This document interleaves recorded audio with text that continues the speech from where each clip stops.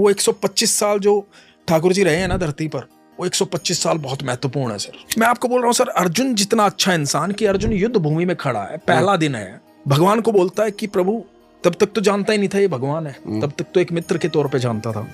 बोले कि माधव मध्य में ले चलो। मध्य में चले गए, क्योंकि सारथी थे कृष्ण, जहां कहते वहां लेके जाना था। मध्य में चले गए, बोले कि मैं देखना चाहता हूँ कौन कौन युद्ध करने आया। तो सामने देखा पितामह भीष्म खड़े हैं, गुरु द्रोण खड़े हैं, दुर्योधन खड़ा है, कर्ण खड़ा है, महारथी खड़े हैं। उस समय के भारत के सबसे बड़े महारथी उस मैदान में थे, सबसे बड़े वाले, और सब इसके विपक्ष थे। जहाँ कहा जाता है कि अर्जुन ने एक बार ये कहा था कि सब मेरे खिलाफ हैं प्रभु माधव, और ठाकुर ने कहा था पर मैं तुम्हारे साथ हूं। लीला दीवान करके एक भक्त है, ठीक है, जोधपुर में। तो वो लड्डू गोपाल को बहुत प्यार करती है, उन्हीं से बातें करती है, क्योंकि पति थे नहीं तो सारी बातें उन्हीं से करती थी। और लड्डू गोपाल के साथ ही सोती थी अपने बेडरूम में।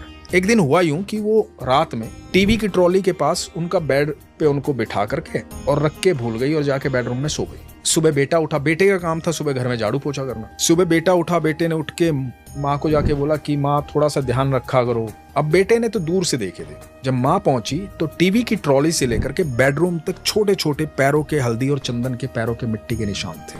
मेरा सवाल ये है कि ठाकुर जी आए 5000 साल पहले, बट सृष्टि उससे पहले भी थी। बिल्कुल, त्रेता में भी थी, सतयुग में भी थी। बिल्कुल, उस वक्त ठाकुर जी नहीं थे, तो फिर उस वक्त अस्तित्व कैसे था? केले खाने ठाकुर जी को, तो ठाकुर जी के लिए केले ले लेता हूँ। तो केले लेकर के मंदिर के बाहर चले गए, अंदर जाना अलाउड नहीं था। तो बाहर से आवाज देने लगे कि ठाकुर जी केले खा लो, केले। केला उठा के ठाकुर जी को आवाज देने लगे। अब वहां पुजारियों ने देखा और बाकी लोगों ने देखा, तो बाकी लोगों ने बोला कि अच्छा थोड़ा नाम जाप कर लेता है, थोड़ी भक्ति कर लेता है, तो इतना अधिकार समझता है कि ठाकुर जी यहाँ तेरा केला खाने आएंगे, चल भाग यहाँ से। उसे धक्के दे करके नीचे गिरा दिया। चोखा मेला ने ठाकुर जी से कहा, ठाकुर जी मेरे मन में भाव आया था कि आपको केले खाने, मैं घर की सब्जी छोड़ करके आपके लिए केले लेके पहुंचा था, और मुझे वहां से धक्के दे करके बाहर भेज दिया गया, भगा दिया गया, क्योंकि मैं निम्न जाति का हूं। जब मेरा इतना ही अधिकार नहीं है कि मैं तुझे भोग लगा पाऊं, तुझसे बात कर पाऊं, तुझ तक पहुंच पाऊं, तो मुझे क्या करना है इस शरीर का? मुझे नहीं चाहिए ये शरीर। ऐसा बताते हैं कि जब रात हुई ठाकुर जी आए। ठाकुर जी ने बोला, चोखा मेला ला तेरे केले तो खिला, भूख लगी है बड़ी जोर की। आप क्या सोचते हो, कौन है प्रेमानंद जी महाराज? ये बात मैंने पहले भी बोली थी, मैं अब भी बोलता हूँ, क्योंकि मैं वही कहता हूँ कि वो जो 125 वर्ष भगवान श्री कृष्ण के है ना, मेरे लिए बड़े महत्वपूर्ण है। तो भगवान ने एक जगह श्रीमद् भगवद गीता में कहा, यदा यदा हि धर्मस्य ग्लानिर्भवति भारत वृद्धानम अधर्मस्य तदात्मानं सृजामि। जब जब धर्म की हानि होगी मैं आऊंगा। ये भगवान का प्रॉमिस है। एक मुझे वो कहानी आपकी बहुत अच्छी लगी थी। 12 साल प्रभु को माला चढ़ाया था, 12 साल बाद जब वो आए थे। मैं वो कहानी लाइव आपसे सुनना चाहता हूँ। आज हमने बात की है अनु शर्मा जी से। अनु शर्मा जी यूं तो एक बॉलीवुड एक्टर हैं और बहुत बड़े बॉलीवुड एक्टर हैं। आपने रिसेंटली अगर हीरा मंडी सीरीज देखी हो, उसमें लीड रोल में है। संजय लीला भंसाली जो बॉलीवुड के one of the best directors में आते हैं, उनके साथ 4 फिल्में कर चुके हैं और उनके बड़े पसंदीदा हैं ये। कई सारी और फिल्में ये कर चुके हैं और कई सारी कर रहे हैं। मगर बॉलीवुड एक्टर से हटके इनकी पहचान एक कृष्ण के साथ कनेक्शन वाली है। ये कृष्ण को इस लेवल तक मानते हैं कि इनकी बात एक एक बात कही हुई ऐसा लगता है कि स्वयं श्री कृष्ण कह रहे हैं। आज बहुत सारी बातें हमने कृष्ण के बारे में करी है, ठाकुर जी के बारे में करी है, तो मुझे उम्मीद है कि आप ये सब जब सुनेंगे तो आपको ऐसा लगेगा कि अनु शर्मा जी नहीं बोल रहे हैं, स्वयं कृष्ण बोल रहे हैं। तो आप सुनिएगा, बहुत सारी कथाएं, बहुत सारी कहानियां इन्होंने बताई हैं, बहुत सारी सच्ची घटनाएं इन्होंने बयां करी है, जो मैं सुन के दंग रह गया कि ऐसा भी हुआ है, इसी युग में हुआ है। तो आप जब पूरा देखेंगे तो आपको उम्मीद है बहुत कुछ सीखने को मिलेगा। सो अनु शर्मा जी, कैसे हैं आप? बहुत अच्छा, ईश्वर की कृपा। आपकी जर्नी जब मैं देख रहा था, आपकी जर्नी हरियाणा से शुरू होती है जी। हरियाणा से आप बॉलीवुड जाते हैं, और रिसेंटली जब मैंने आपके कुछ पॉडकास्ट देखे तो आपकी बातें श्री कृष्ण पर ही होती हैं। और सच बताऊं, 2 या 3 महीने पहले, शायद 2 ही महीना पहले हुआ होगा, मैंने आपका पहला पॉडकास्ट देखा, और तब तक आपके एक ही चैनल पर 2 या 3 पॉडकास्ट थे। मैंने जब पहला पॉडकास्ट देखा ना, तो आपके 3 पॉडकास्ट मैंने एक साथ देखे हैं। और तब मैं थोड़ा क्यूरियस हुआ कि ये आदमी कौन है, मुझे भी मिलना है। तो आपके यूट्यूब चैनल भी आए, फिर पता चला बॉलीवुड में भी हैं।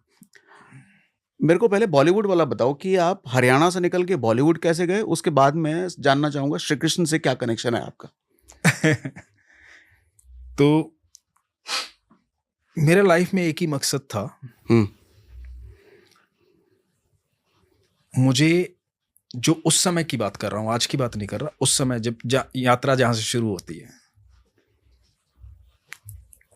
कि मुझे अनुज शर्मा को अमर कर देना, कभी ना मरे वो। तो मैंने सोचा कि उसके लिए मैं क्या करूं।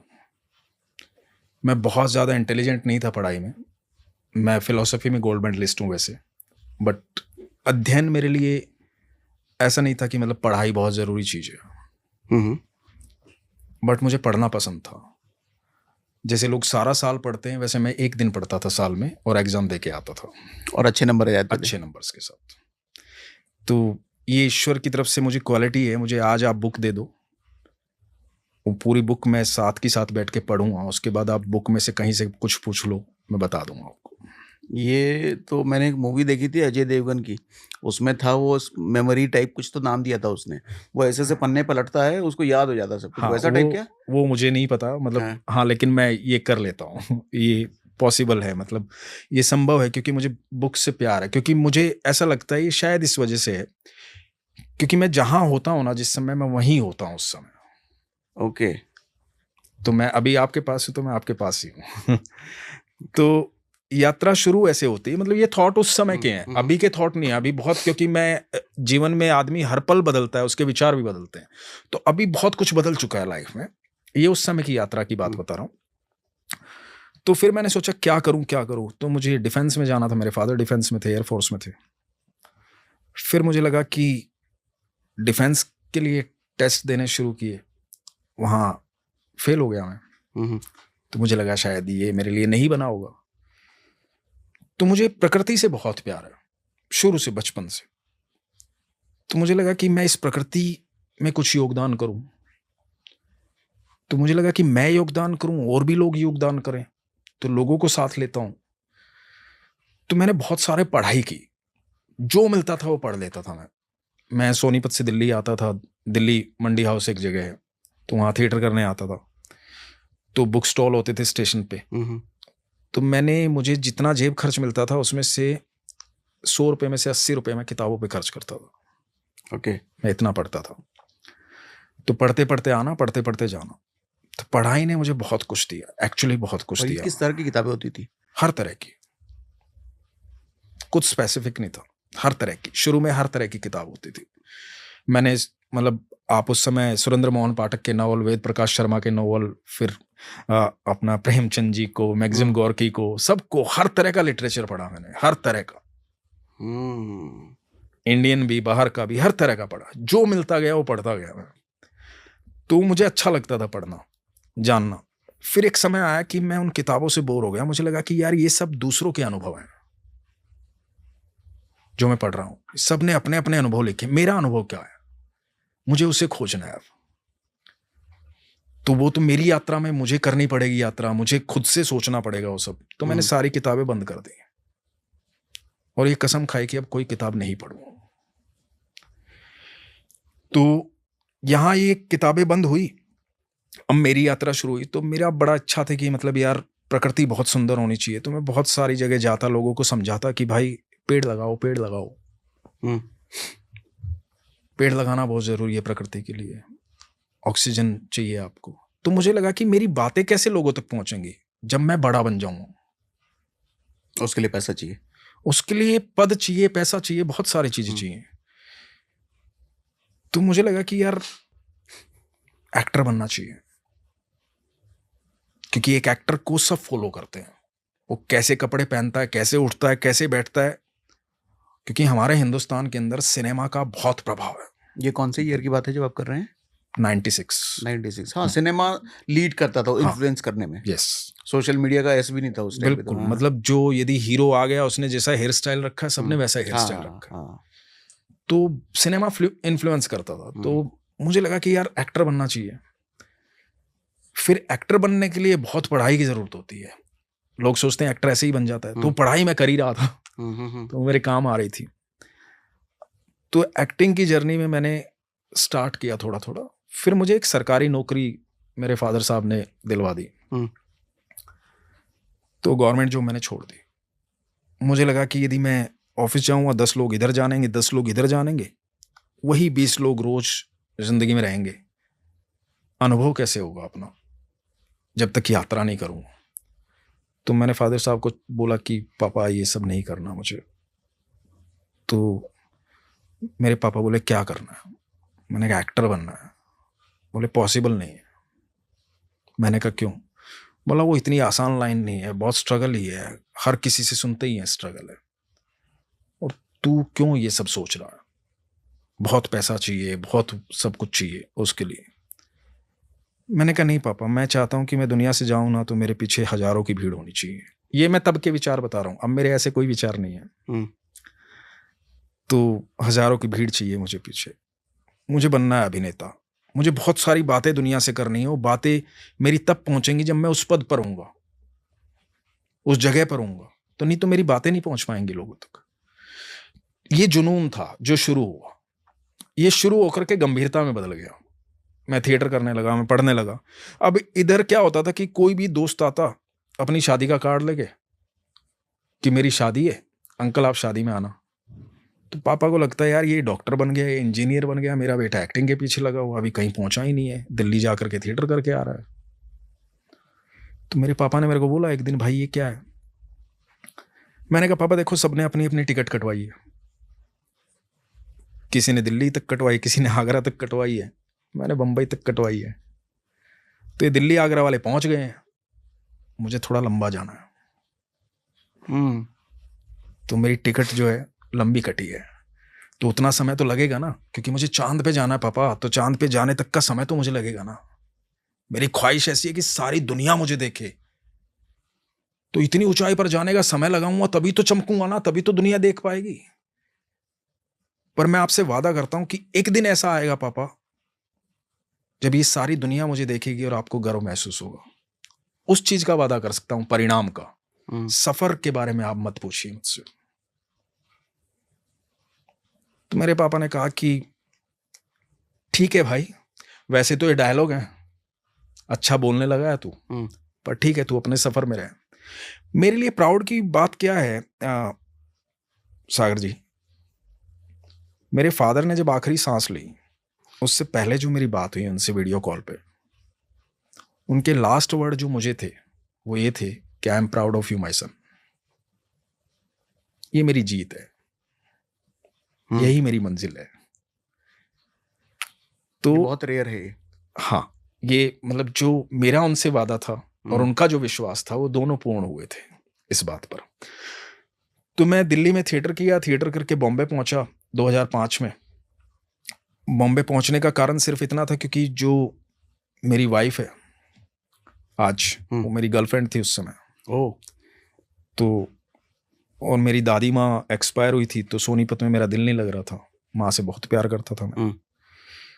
तो उन्होंने फर्स्ट वैलेंटाइन डे पे मुझसे गिफ्ट मांगा था कि आप एक्टिंग को प्यार करते हो, मैं चाहती हूँ आप हमेशा के लिए यहाँ से मुंबई चले जाओ। ओके।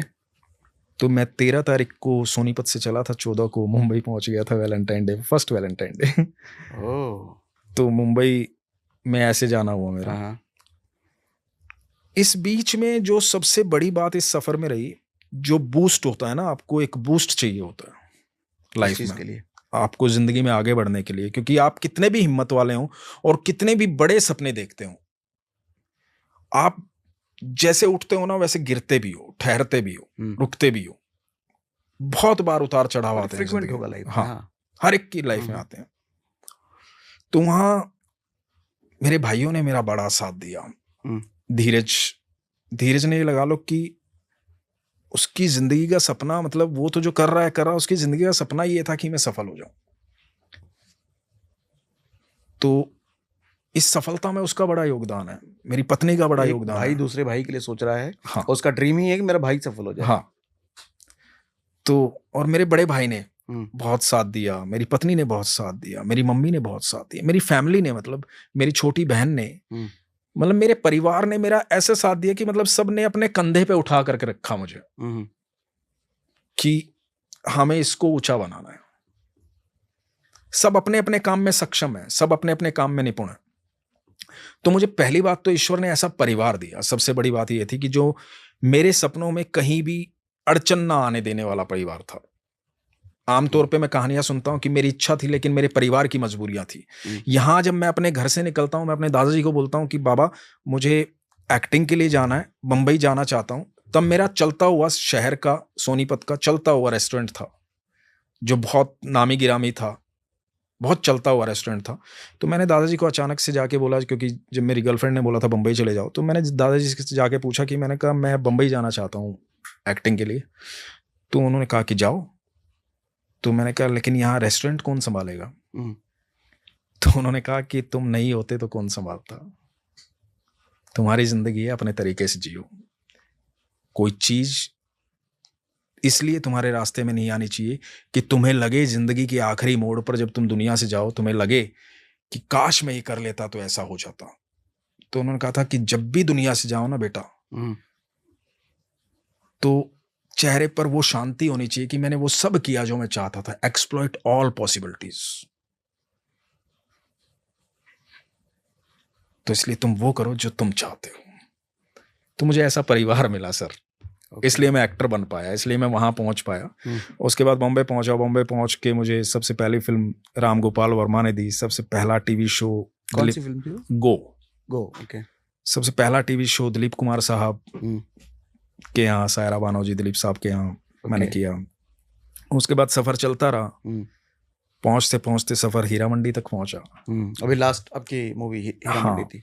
तो मैंने, मतलब मेरी लिए प्राउड मोमेंट है ये कि मैं शायद हिंदुस्तान का पहला एक्टर हूँ जिन्होंने संजय लीला भंसाली जी के साथ 4 प्रोजेक्ट किए हैं। हाँ, पद्मावत, हीरा मंडी, गंगूबाई, हाँ। और अभी लव एंड वॉर। अभी कौन सी? Love and war. हाँ, आने वाली है। ये कब आ रही है? ये शायद नेक्स्ट ईयर आएगी। माय गॉड, संजय लीला भंसाली, मतलब बॉलीवुड के लीडिंग डायरेक्टर्स के साथ आप 4 फिल्में कर रहे हैं। हाँ सर, मैं 4था प्रोजेक्ट कर रहा हूँ उनके साथ। और वो ऐसा बोलते हैं कि मैं उनका लक्की चार्म हूँ। ऐसा? हाँ, तो और ऐसा बोलते हैं वो सबके बीच में। और मेरे लिए बहुत अच्छी बात है कि मैं अपने सपने को जहाँ से लेके चला था, उस सपने में, उस सफर में मैं हिंदुस्तान के सबसे बड़े, सबसे बेहतरीन डायरेक्टर के साथ काम कर रहा हूँ। तो ये मेरे लिए अचीवमेंट है। और मेरी लाइफ में जितने भी मैंने काम किए आज तक, जितने भी मैंने एक्टिंग में काम किए, वो सारे बेहतरीन डायरेक्टर्स के साथ किए जो इंडिया के नामी गिरामी डायरेक्टर्स हैं। जो काम मैंने किया है ना, मुझे उस पर प्राउड है कि मैंने जितने किरदार मैंने किए उन सब पर मुझे प्राउड है कि मैं इसलिए भाग्यशाली हूँ कि मुझे बहुत सारा कुछ नहीं करना था लाइफ में। मुझे ऐसा नहीं कि बल्क में काम करना है, मैं शूटिंग पे 30 दिन महीने में होते हैं तो 35 दिन शूटिंग पे रहूं, वैसा नहीं करना था मुझे। ऐसी मेरी इच्छा भी नहीं थी। मेरी इच्छा थी कि मैं जो काम करूं ना, वो काम बेहतरीन करूं, कम करूं लेकिन बेहतरीन करूं। तो मैंने सारे किरदार, मुझे ईश्वर ने जितने किरदार दिए, आप कोई भी मेरा काम उठा करके देखोगे ना एक्टिंग में, तो आप एक चीज नोटिस करोगे कि किरदार रिपीट नहीं हुआ है कहीं पे। बड़ी डिफरेंट शेड के साथ काम किया मैंने हर जगह। मुझे मिले वैसे किरदार कि हर बार एक, और हर कलाकार को ये चीज चाहिए होती है कि उसको हर बार एक नया किरदार मिले, वो बंधे ना किस चीज में। मैं यदि क्राइम पेट्रोल के 300 एपिसोड मैंने किए हैं, यदि मैं उनमें सब में विलन रहा हूं तो हर बार एक अलग तरह का विलन रहा हूं। यदि मैंने एक फ्रीडम फाइटर के लिए हीरा मंडी काम किया तो वो किरदार मैंने उससे पहले कभी नहीं किया। वो कमाल का किरदार है। हामिद जो मैंने हीरा मंडी में प्ले किया, कमाल का किरदार है। उससे पहले मैंने, अभी एक फिल्म मेरी है चिड़िया, वो आने वाली है, तो उसमें 1 घंटा 30 मिनट की फिल्म है, 60 मिनट अकेला हूं मैं उसमें। ओके। तो बहुत अच्छी फिल्म है, बहुत कमाल, काफी सारे अवार्ड्स मिल चुके हैं उसको। तो वो आने वाली है। एक और फिल्म वर्चस्व आने वाली है। ओके। तो मुझे इन सब चीज़ों की बात ये बताइए कि आपने बोला कि आपको सपोर्ट करने के लिए परिवार हमेशा साथ रहा। हाँ। भाई ऐसा मिला जो आपके लिए सपने देखता था। आप बॉलीवुड के संजय लीला भंसाली के साथ 4 फिल्में कर रहे हो। शुरुआत से आपको बड़े बड़े डायरेक्टर के साथ काम करने का मौका मिला, अलग अलग रोल्स आपने किए। तो ये सब चीज़ें जो मिली हैं, आपकी किस्मत की वजह से आपको मिली, या आपको लगता है कि आपने ये सब हासिल किया अपनी मेहनत से? सर एक बात बताता हूँ मैं आपको, ये बहुत सही प्रश्न है आपका, और इस पर बहुत सारे लोग बातें करते हैं। मैंने सुना भी है, और लोगों के मन में ये प्रश्न होता है। सर इस दुनिया में सिर्फ वही होता है जो आप सोचते हैं। बट माँ बाप अच्छे मिलना हम थोड़ी सोचते हैं। बिल्कुल सोचते हैं सर। आपने एक इच्छा यूनिवर्स को बोली, आपके मन में एक इच्छा आई कि मुझे ये बनना है। यदि आपके उस जो बनने की जो इच्छा है ना उसमें शिद्दत होगी ना, सच्ची शिद्दत होगी, आपने सच में उसे पुकारा होगा ना उस चीज को जो आप बनना चाहते हो, तो आप यकीन मानना पूरा यूनिवर्स आपके उस कार्य को पूरा करने में लग जाता है सर। ये फैक्ट है सर। फिर उसमें आपका परिवार, आपके दोस्त, आपके भाई बंधु, आगे से आगे चीजें। आप सोचिए, मैं इस चीज को बड़ा सिंपल तरीके से लेता हूं। एक बड़ी बात बोल रहा हूं मैं आपको, कई साल पहले की बात है, मेरे कई दोस्तों ने मुझे बोला, यार तू इतना बढ़िया एक्टर है, इतना बढ़िया काम करता है। मेरा काम हमेशा तारीफ की है लोगों ने मेरे काम की, और मैं बड़े दिल से करता हूं अपना काम। तो इतना बढ़िया एक्टर है, इतनी बढ़िया काम करता है, तेरे को यार एक अच्छा ब्रेक मिलना चाहिए, अच्छा कहीं काम मिलना चाहिए, अच्छा किरदार मिलना चाहिए। तो अब क्योंकि हम इंडस्ट्री में गए हैं सोनीपत से, हमारा कोई बैकग्राउंड है नहीं, कोई जानता पहचानता है नहीं, तो हमें तो अपना सफर खुद से शुरू किया है, खुद से ही मेहनत कर रहे हैं। आसान नहीं है, वहां पर लाखों लोग रोज पहुंचते हैं मुंबई एक्टर बनने के लिए, इतना आसान भी नहीं है वहां तक पहुंचना। और फिर वो ऐसा सपना है कि मतलब आपको लाखों करोड़ों दिलों पर राज करना है, कैसे इतना आसान हो सकता है? असंभव सी बात है। तो आपने सपना ही इतना ऊंचा देखा, तो वो सपना मैं देख रहा हूं, लोग मेरे से बोल रहे हैं कि यार तुझे वैसा मिलना चाहिए था। तो मैंने कहा कि देखना, एक दिन आएगा हिंदुस्तान का सबसे बड़ा डायरेक्टर मुझे लॉन्च करेगा। वही हुआ सर।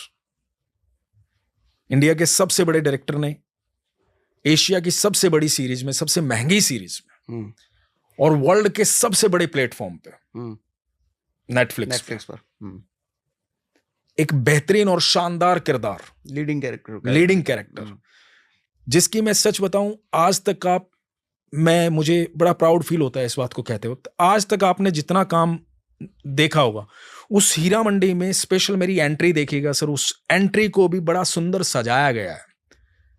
और मैं कहता हूं उस किरदार के अंदर मुझसे बड़ा योगदान संजय लीला भंसाली जी का है।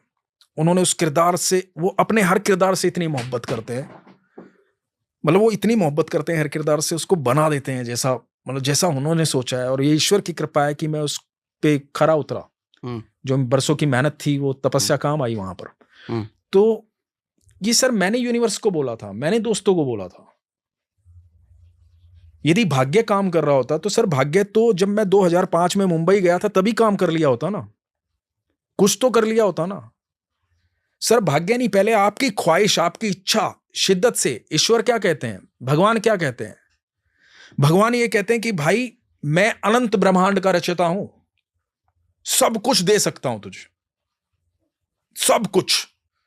तू अपना पात्र तो बड़ा कर, तुझे क्या चाहिए, अपनी इच्छा तो रख।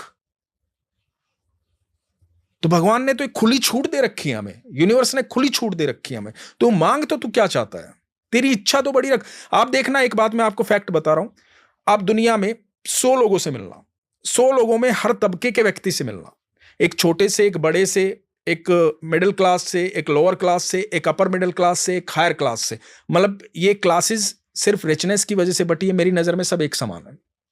लेकिन मैं आपको समझाने के लिए, दुनिया को समझाने के लिए बात कह रहा हूं। तो आप उनसे मिलना, उनके विचार और उनकी इच्छाएं जानना। सर हर एक की इच्छा है ना, जहां पर वो है ना उसी तक सीमित है। आप एक छोटे दुकानदार से पूछोगे कि भाई क्या इच्छा है, कितना कमाना चाहता है दिन में, बोलेगा सर आज 5,000 की बिक्री हो जाए तो बड़ा मजा आ जाएगा। इतना ही बोलेगा सर, वो 50 लाख नहीं बोलेगा सर।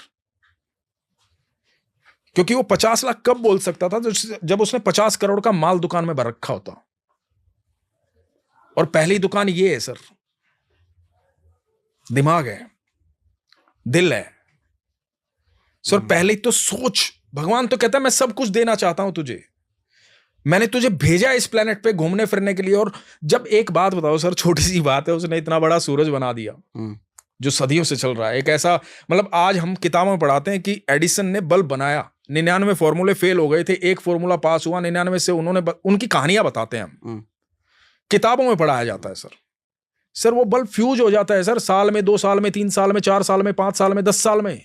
सर वो फ्यूज नहीं हो रहा है, उसकी बात हम कभी करते ही नहीं है, कहीं नहीं पढ़ाते उसके बारे में। बरसों से चल रहा है सर, कभी फ्यूज नहीं हुआ, कभी डिम नहीं हुआ।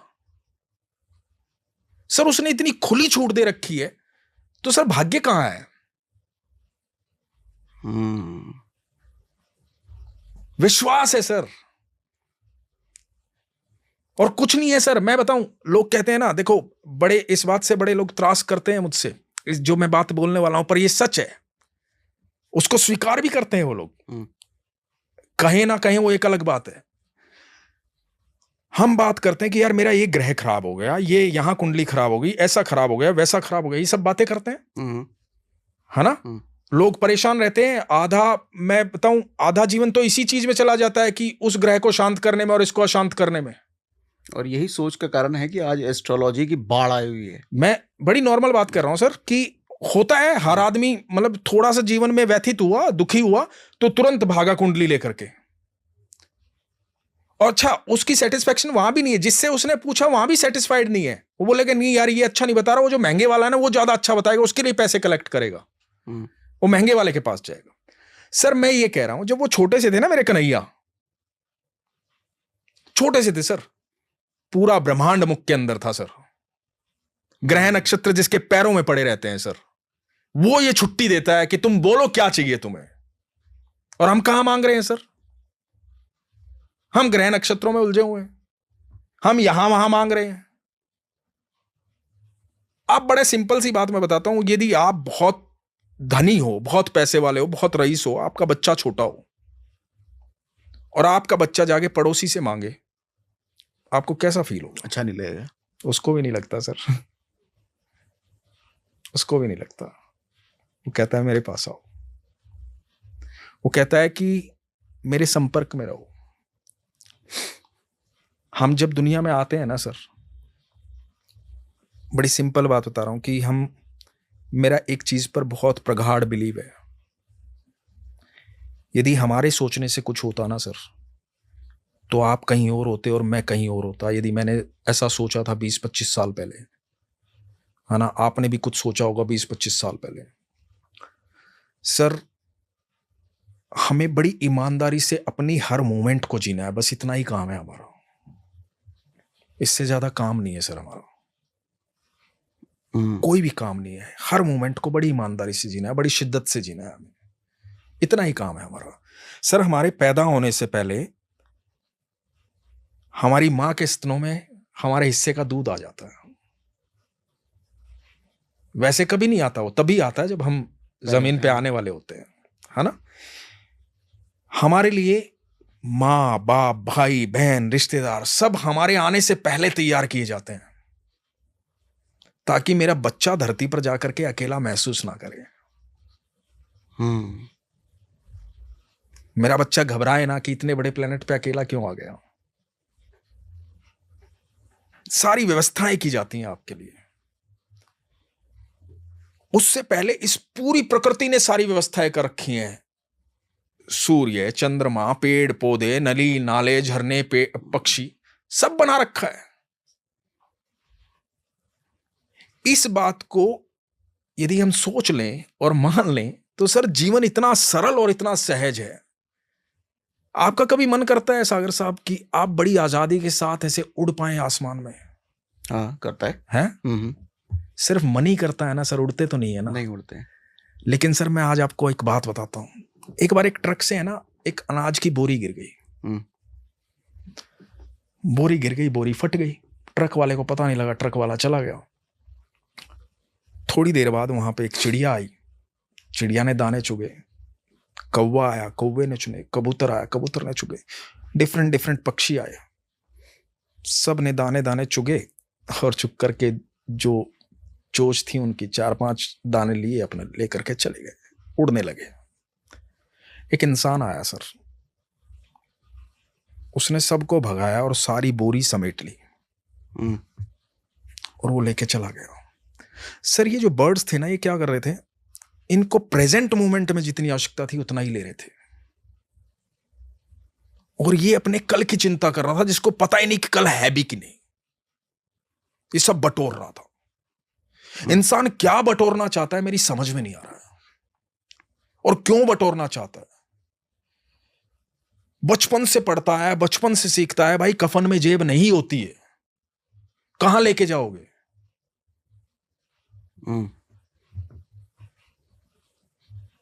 कहां लेके जाना है और किसके लिए जोड़ रहे हो? आपको लगता है कि आपके बच्चे आपके भाग्य से, आपकी मेहनत से चल रहे हैं।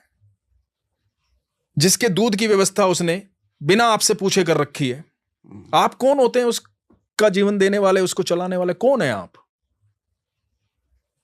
ट्रू। भैया एक सफर है, ये बड़ा खूबसूरत सफर है, इसको एंजॉय करो, इसमें आनंद में रहो, खुश रहो। बड़ी सुंदर एक बात बताता हूं मैं आपको, मैंने उसमें कुछ ऐड किया अपनी तरफ से, सोचा उसको। रमन्ना महर्षि की बात है।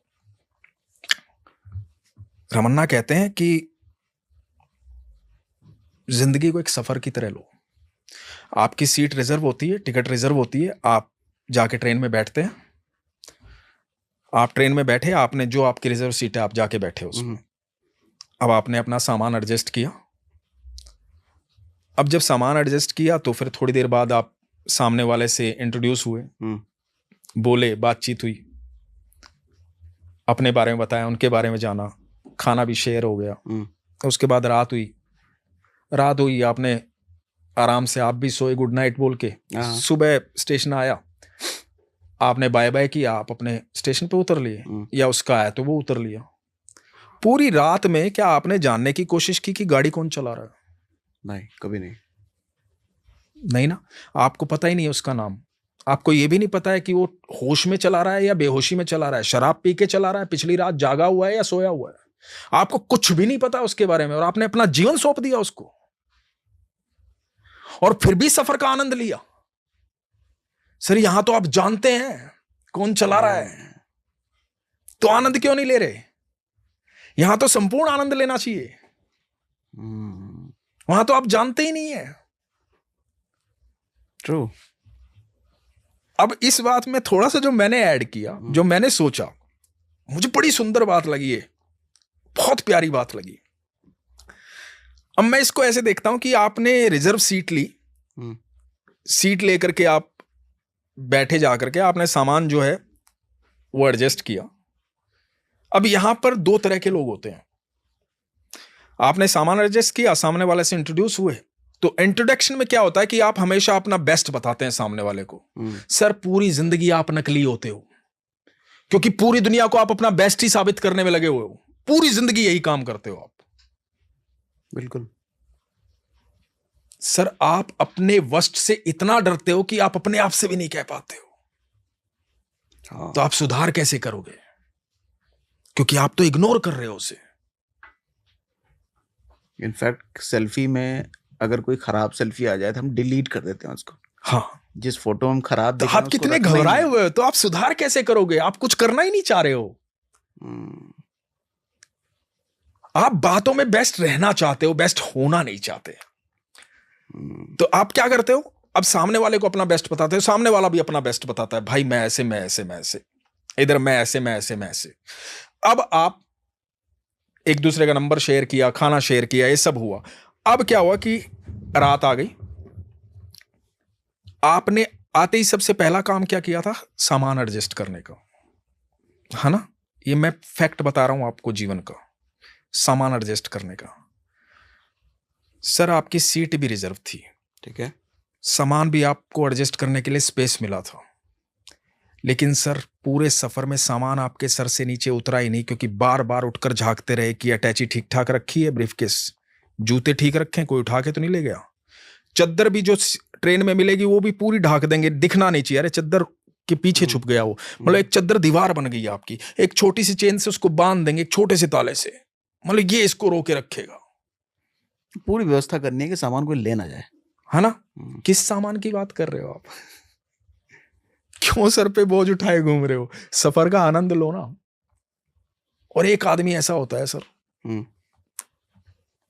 जिसको हम अपनी भाषा में अपने तरीके से संत कहते हैं, महात्मा कहते हैं, ज्ञानी विद्वान कहते हैं, साधु कहते हैं। सर उसे सामान की कभी फिक्र नहीं होती, ना उसको सामान की कीमत से वास्ता होता कि वो कितना महंगा और कितना सस्ता है। वो सिर्फ सफर का आनंद ले रहा होता है, और वो सबको यही बता रहा होता है कि सफर का आनंद लो। सफर का आनंद लो। सर नहीं समझ में आता, बस यही समझना है, सफर का आनंद लेना है सर। मैंने ऐसे कई लोगों को देखा है जो बहुत ज़्यादा हर चीज़ को एनालिसिस करते हैं। मतलब जितने लोग जुड़े हैं बहुत डीपली उसको समझने की कोशिश करेंगे। ये मुझे किस-किस तरीके से हार्म कर सकता है, इसको मैं कहाँ-कहाँ फ़ायदा उठा सकता हूँ। हर चीज़ गहन अध्ययन और हर चीज़ से सावधानी बरतना है। इससे इतना ही बात करना है, इससे इतना ही मिलना है। मैं ऐसे लोगों को देखता हूँ कि चालाक बहुत है वो, दिमाग बहुत है, लेकिन कहीं पहुँच नहीं पाते। सर एक बात बताऊं, चालाकी से और दिमाग से कुछ होना होता तो सर चौसर का खेल जो है ना वो दुर्योधन ने जीता था, हुँ, और पूरी जिंदगी चालाकी की थी, चालाकी की पराकाष्ठा थी वो, हुँ, है ना। हुँ, 18 दिन लगे सर, सिर्फ 18 दिन इतिहास पलटने में। नामो निशा खत्म हो गया, क्योंकि इधर जो व्यक्ति था ना वो सरलता से चल रहा था, साधारण तरीके से चल रहा था, विश्वास से चल रहा था, अपना कर्म ईमानदारी से कर रहा था जो उसके हिस्से आया था। हुँ, वो अर्जुन था सर, वो इतना अच्छा इंसान था सर। आप देखो भगवान ने बहुत कुछ सिखाया है सर। आप देखो मैं हर चीज को जोड़ के देखता हूं, वो 125 साल जो ठाकुर जी रहे हैं ना धरती पर, वो 125 साल बहुत महत्वपूर्ण है सर। आप देखो अर्जुन जितना अच्छा इंसान कौन कहां होगा कि अर्जुन, कई बार लोग बोलते हैं ना यार जितने अच्छे इंसान होते हैं ना उनके जीवन में बड़ी तकलीफें होती हैं। नहीं होता ऐसा, मैं नहीं मानता। हाँ, लेकिन लोग बोलते हैं हाँ, ना हाँ, इस बात हाँ, को। मैं आपको बोल रहा हूं सर, अर्जुन जितना अच्छा इंसान कि अर्जुन युद्ध भूमि में खड़ा है, हाँ, पहला दिन है, भगवान को बोलता है कि प्रभु, तब तक तो जानता ही नहीं था ये भगवान है, हुँ, तब तक तो एक मित्र के तौर पे जानता था। हुँ, बोला कि माधव मध्य में ले चलो, मध्य में चले गए, क्योंकि सारथी थे कृष्ण, जहां कहते वहां लेके जाना था। मध्य में चले गए, बोले कि मैं देखना चाहता हूं कौन कौन युद्ध करने आया है। तो सामने देखा पिता में भीष्म खड़े हैं, गुरु द्रोण खड़े हैं, दुर्योधन खड़ा है, कर्ण खड़ा है, महारथी खड़े हैं। उस समय के भारत के सबसे बड़े महारथी उस मैदान में थे, हुँ, सबसे बड़े वाले। और सब इसके विपक्ष थे। हुँ, जहां कहा जाता है कि अर्जुन ने एक बार ये कहा था कि सब मेरे खिलाफ हैं प्रभु माधव, और ठाकुर ने कहा था पर मैं तुम्हारे साथ हूं पार्थ। तो ये चाहे दुनिया पूरी खिलाफ हो, पार्थ के साथ कृष्ण थे। तो अब ये देखो कि अर्जुन क्या कह रहा है, बड़ी महत्वपूर्ण बात है। हुँ, अर्जुन कह रहा है कि माधव वापस चलो, मुझे युद्ध नहीं करना। जिस आदमी को जिंदगी भर त्रास दिया गया, जिंदगी भर तकलीफें दी गई, एक राजा का बेटा होते हुए जिंदगी भर जंगलों में अपनी मां के साथ, अपनी पत्नी के साथ भटका है, वो बार बार अपमानित किया गया, जिसकी पत्नी को भरी सभा के अंदर चीरहरण करने का प्रयास किया गया। ये वो लोग सामने खड़े हैं जिन्होंने इतना पाप किया है, पूरी जिंदगी नरक बना के रखी है अर्जुन की। उनके प्रति भी अर्जुन क्या कहता है कि प्रभु मुझे युद्ध नहीं करना, अपने हैं ये अपने हैं। इनको मारने के बाद यदि तीनों लोगों का साम्राज्य भी मुझे मिल गया तो कोई फायदा नहीं है प्रभु, वापस चलो। सर जिस दिन आप इतने सरल हो जाओगे ना, उस दिन आपका रथ श्री कृष्ण हाकेंगे। ये बहुत बड़ा चैप्टर है सर। अच्छा, यहाँ पे एक सवाल है। जी। अर्जुन सीधे थे, सरल थे, इसलिए भगवान उनके साथ थे। लेकिन एक चीज़ मैं देखता हूँ कि दुनिया में ना कोई भी आदमी, हर आदमी अपने आप को सीधा ही समझता है, अच्छा ही समझता है, ईमानदार ही समझता है, कितना भी बड़ा बेईमान क्यों ना हो। वो कहेगा मैंने तो ज़िंदगी भर लोगों को दिया है, मेरे साथ लोग ठगते हैं। अच्छे आदमी के साथ हमेशा गलत ही होता है। आप कितना भी खराब इंसान हो, सर कभी वो नहीं मानता कि मैं खराब इंसान हूँ। हर घटिया से घटिया आदमी अपने आप को अच्छा ही मानता है। तो कैसे ऐसे लोगों को तसल्ली दिया जाए कि भाई तू खराब है, इसलिए तेरे साथ बुरा हो रहा है। ऐसा नहीं है कि अच्छे लोग के साथ भगवान खराब करता है। सर अभी हमने बात की ना कि अपना वर्स्ट कोई जानना नहीं चाहता, उसको इग्नोर करता है, सिर्फ अपने बेस्ट को प्रेजेंट करता है। और वो बेस्ट जो है ना, क्योंकि वो है नहीं, वही माया जाल है। वो आपको इतना उलझाए हुए है कि आप सच्चाई तक पहुंच ही नहीं पाते। हर व्यक्ति ये सोचता है कि मैं आईने में खूबसूरत दिख रहा हूं। वो कौन सी खूबसूरती देख रहा है उसे भी नहीं पता। वो शारीरिक खूबसूरती देख रहा है, आत्मिक खूबसूरती देख रहा है, क्या देख रहा है वो उसे भी नहीं पता। तो हर आदमी इस मायाजाल में उलझा हुआ है। भगवान तो यही कहते हैं ना, ये माया है मेरी। और यही माया है। इस माया से परे निकलोगे तभी तो मुझे पहचान पाओगे ना, तभी तो मुझ तक आ पाओगे। इस माया से परे निकल पाओगे तभी तो हो पाएगा वैसा। सर मैं आपको एक बात बताता हूं, आज आपने ये बात छेड़ी। मेरे YouTube चैनल पे मैंने जितने अनुभव सुनाए हैं लोगों के, वो आज के युग के लोग हैं। वर्तमान स्थिति में वो लोग हैं जो भगवान से प्रेम करते हैं, पूरी आस्था रखते हैं, पूरा विश्वास रखते हैं, और भगवान उनको दर्शन देते हैं या कोई ऐसी अनुभूति करवाते हैं जिसको हम आम भाषा में चमत्कार कह सकते हैं। तो मैं उनके रियल इंसिडेंट सुनाता हूं अपने चैनल पे। तो अब ये वो लोग हैं जो सरल हैं। मैंने एक चीज देखी है, ईश्वर को पाने के लिए जो मेरा पर्सनल, मैंने कहा ना कि मैंने शुरू में कहा था कि मैं अपने अनुभव के लिए यात्रा कर रहा था अपने जीवन में। मेरा अनुभव क्या है, तो मेरे अनुभव की यात्रा के दौरान ऐसे ऐसे पड़ाव आए। तो इन लोगों को देख करके मुझे लगा कि सरलता कितनी जरूरी है। मैं आपको एक बड़ी साधारण सी एक छोटी सी स्टोरी है, रियल। लीला दीवान करके एक भक्त है, ठीक है, जोधपुर में। सर उनके पति जो है वो बैकुंठ धाम चले गए थे। कोरोना काल का समय था, उनका घर में बेटा और वो थे। मतलब हो सकता है बहुत ना समझ में आए, वैकुंठ मतलब वो दुनिया से चले गए थे। तो बेटा और माँ दोनों घर में रहते थे। एक पड़ोस की महिला आ जाती थी तो उनके साथ वो कीर्तन कर लेती थी माँ। और ये बात कोरोना काल की चल रही है, जब कोई कहीं नहीं जा सकता था। तो वो लड्डू गोपाल को बहुत प्यार करती, उन्हीं से बातें करती। अब क्योंकि पति थे नहीं तो सारी बातें उन्हीं से करती थी, और लड्डू गोपाल के साथ ही सोती थी अपने बेडरूम में। अब जब भगवान से प्रेम हो जाता है ना, तो मैं सच बता रहा हूं, जब आप नियम जब तक फॉलो करते हो जब तक प्रेम नहीं होता है। जब प्रेम हो जाता है ना तो सारे नियम टूट चुके होते हैं, क्योंकि वो प्रेम है, उसके बीच में कुछ नहीं है फिर। तो वो अपने बेडरूम में ही लड्डू गोपाल को लेकर के, अपने ठाकुर जी को लेकर के सोती थी।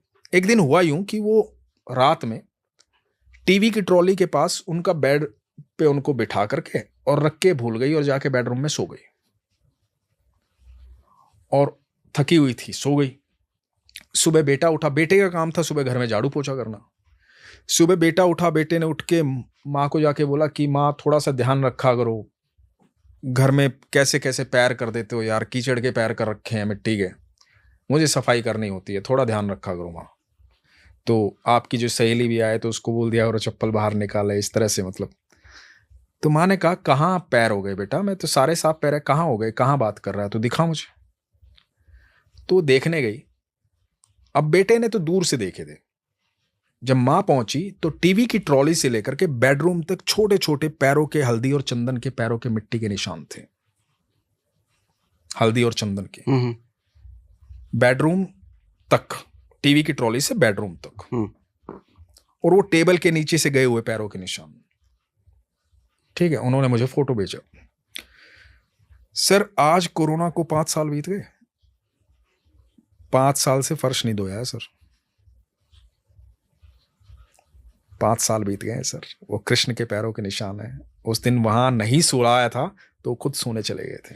ये सच्ची घटना है? ये सच्ची घटना है सर। आज भी आप जोधपुर जाइए, पूछिए, लीला दीवान जी का घर शास्त्री नगर में है शायद, आप जाके दर्शन करके आइए। ओह, मैं आज की बात करता हूं सर, आज के अनुभव, आज जो वर्तमान में जो चल रहा है, जो लोगों ने देखा है। एक भक्त हैं सोनम वालिया, आई थिंक उनका नाम है, ठाकुर जी के अनन्य भक्त है। तो अपने पतिदेव के साथ केदार बाबा से मिलने चले गई, केदारनाथ। तो अब क्योंकि आध्यात्मिक हैं, स्पिरिचुअल हैं, भगवान पर विश्वास है, भगवान से प्रेम है, तो पति के साथ गई केदार बाबा के दर्शन करने। केदार बाबा के जब दर्शन करने गई तो वहां पर फूल के रूप में सबको प्रसाद मिल रहा था। फ्लावर्स देते हैं ना मंदिर में जैसे, तो इनको भी मिला। इनको क्या मिला? क्या मिला? सबको फूल मिल रहा था, इनको तुलसी मिली। तो ये बड़ी हैरान हो गई कि महादेव के यहाँ तुलसी का क्या काम? बेलपत्र होता, फूल होता, तुलसी कहां से आई, वो भी केदारनाथ में। तो विचलित होकर इन्होंने अपने पति से पूछा कि भाई तुलसी कहाँ से आई है? तो इनके पति ने कहा कि तुम भक्त किसकी हो? महादेव को तो पता है ना, तो महादेव ने तुम्हारा स्वागत किया है, इसलिए तुम्हारे हाथ में वृंदा आई है। क्या बात। तो सर मैं ये बता रहा हूं कि ईश्वर, आप जब सरल होते हो ना, आपको जगह जगह अनुभूति करवाता है। एक रूमा कुथर जी हैं, उनके यहाँ जो लाडली जी है राधा रानी, सर वो विग्रह है पीतल का जो जैसे हम लाते हैं ना लड्डू गोपाल और राधा रानी, पीतल की जो मूर्ति होती है। तो विग्रह जब हो जाता है, जब हमारी आस्था उसमें जुड़ जाती है, प्राण प्रतिष्ठा हमारी आस्था से उसमें आ जाती है, तो विग्रह, एक मूर्ति विग्रह हो जाती है। तो है, आप यकीन मानेंगे, उन्होंने कुछ सोचा था, पूरी कथा मतलब थोड़ी लंबी है, लेकिन राधा रानी के बाल बढ़ने शुरू हो गए सर। अच्छा, नॉर्मल पीतल का विग्रह है सर, बाल बढ़ने शुरू हो गए। और मैं बताता हूं, एक रंजना भारद्वाज जी हैं, पंजाब की रहने वाली, उनके घर शादी थी। लड्डू गोपाल जी को राधा रानी से बड़ा प्रेम है उनको, ठाकुर जी से। तो शादी थी तो बड़े व्यस्त थी, तो राधा रानी और ठाकुर जी का विग्रह जो है वो रखा हुआ था। तो इन्होंने बोला कि हाँ, तुम तो मजे करते रहो यहाँ बैठे बैठे, तुम्हें थोड़ी पता है कि मैं कितनी दिक्कत में हूँ, कितनी परेशानी, कितना काम कर रही हूँ मैं। तुम्हें तो अपना टाइम पास करना है, करते रहो। अब भगवान के भक्त ऐसे ही बात करते हैं भगवान से।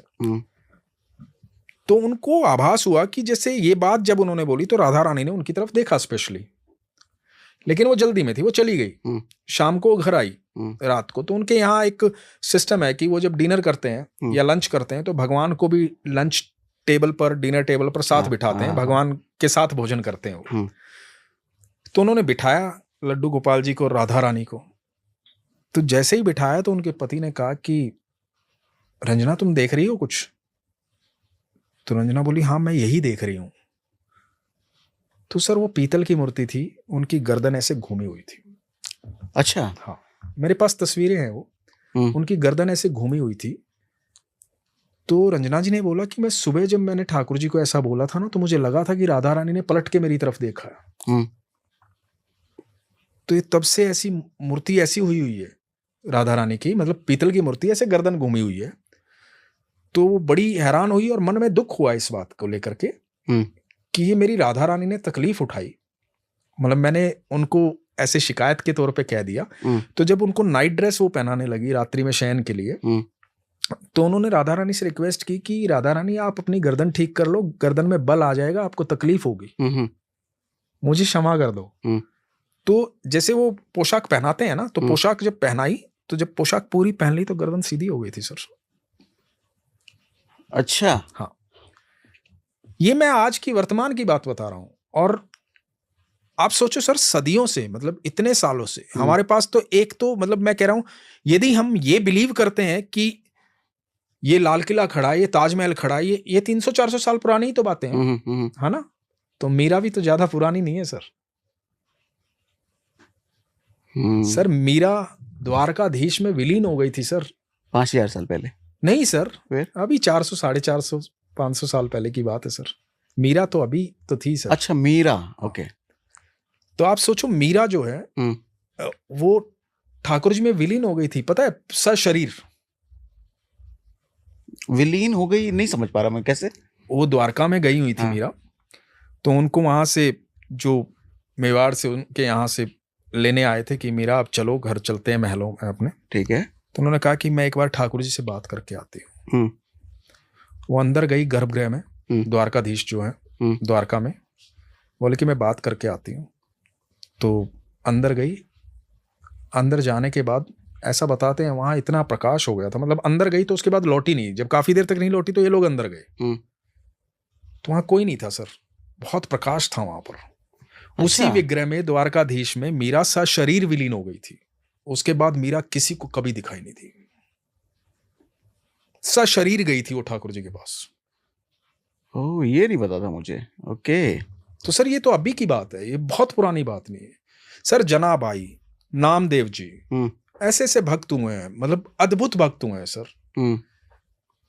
अभी चोखा मेला एक पंढरपुर में भक्त हुए। मैं आपको ये बात बता रहा हूं कि ये लोगों को ये बात समझनी चाहिए कि एक भिलनी के झूठे बेर राम खा सकते हैं।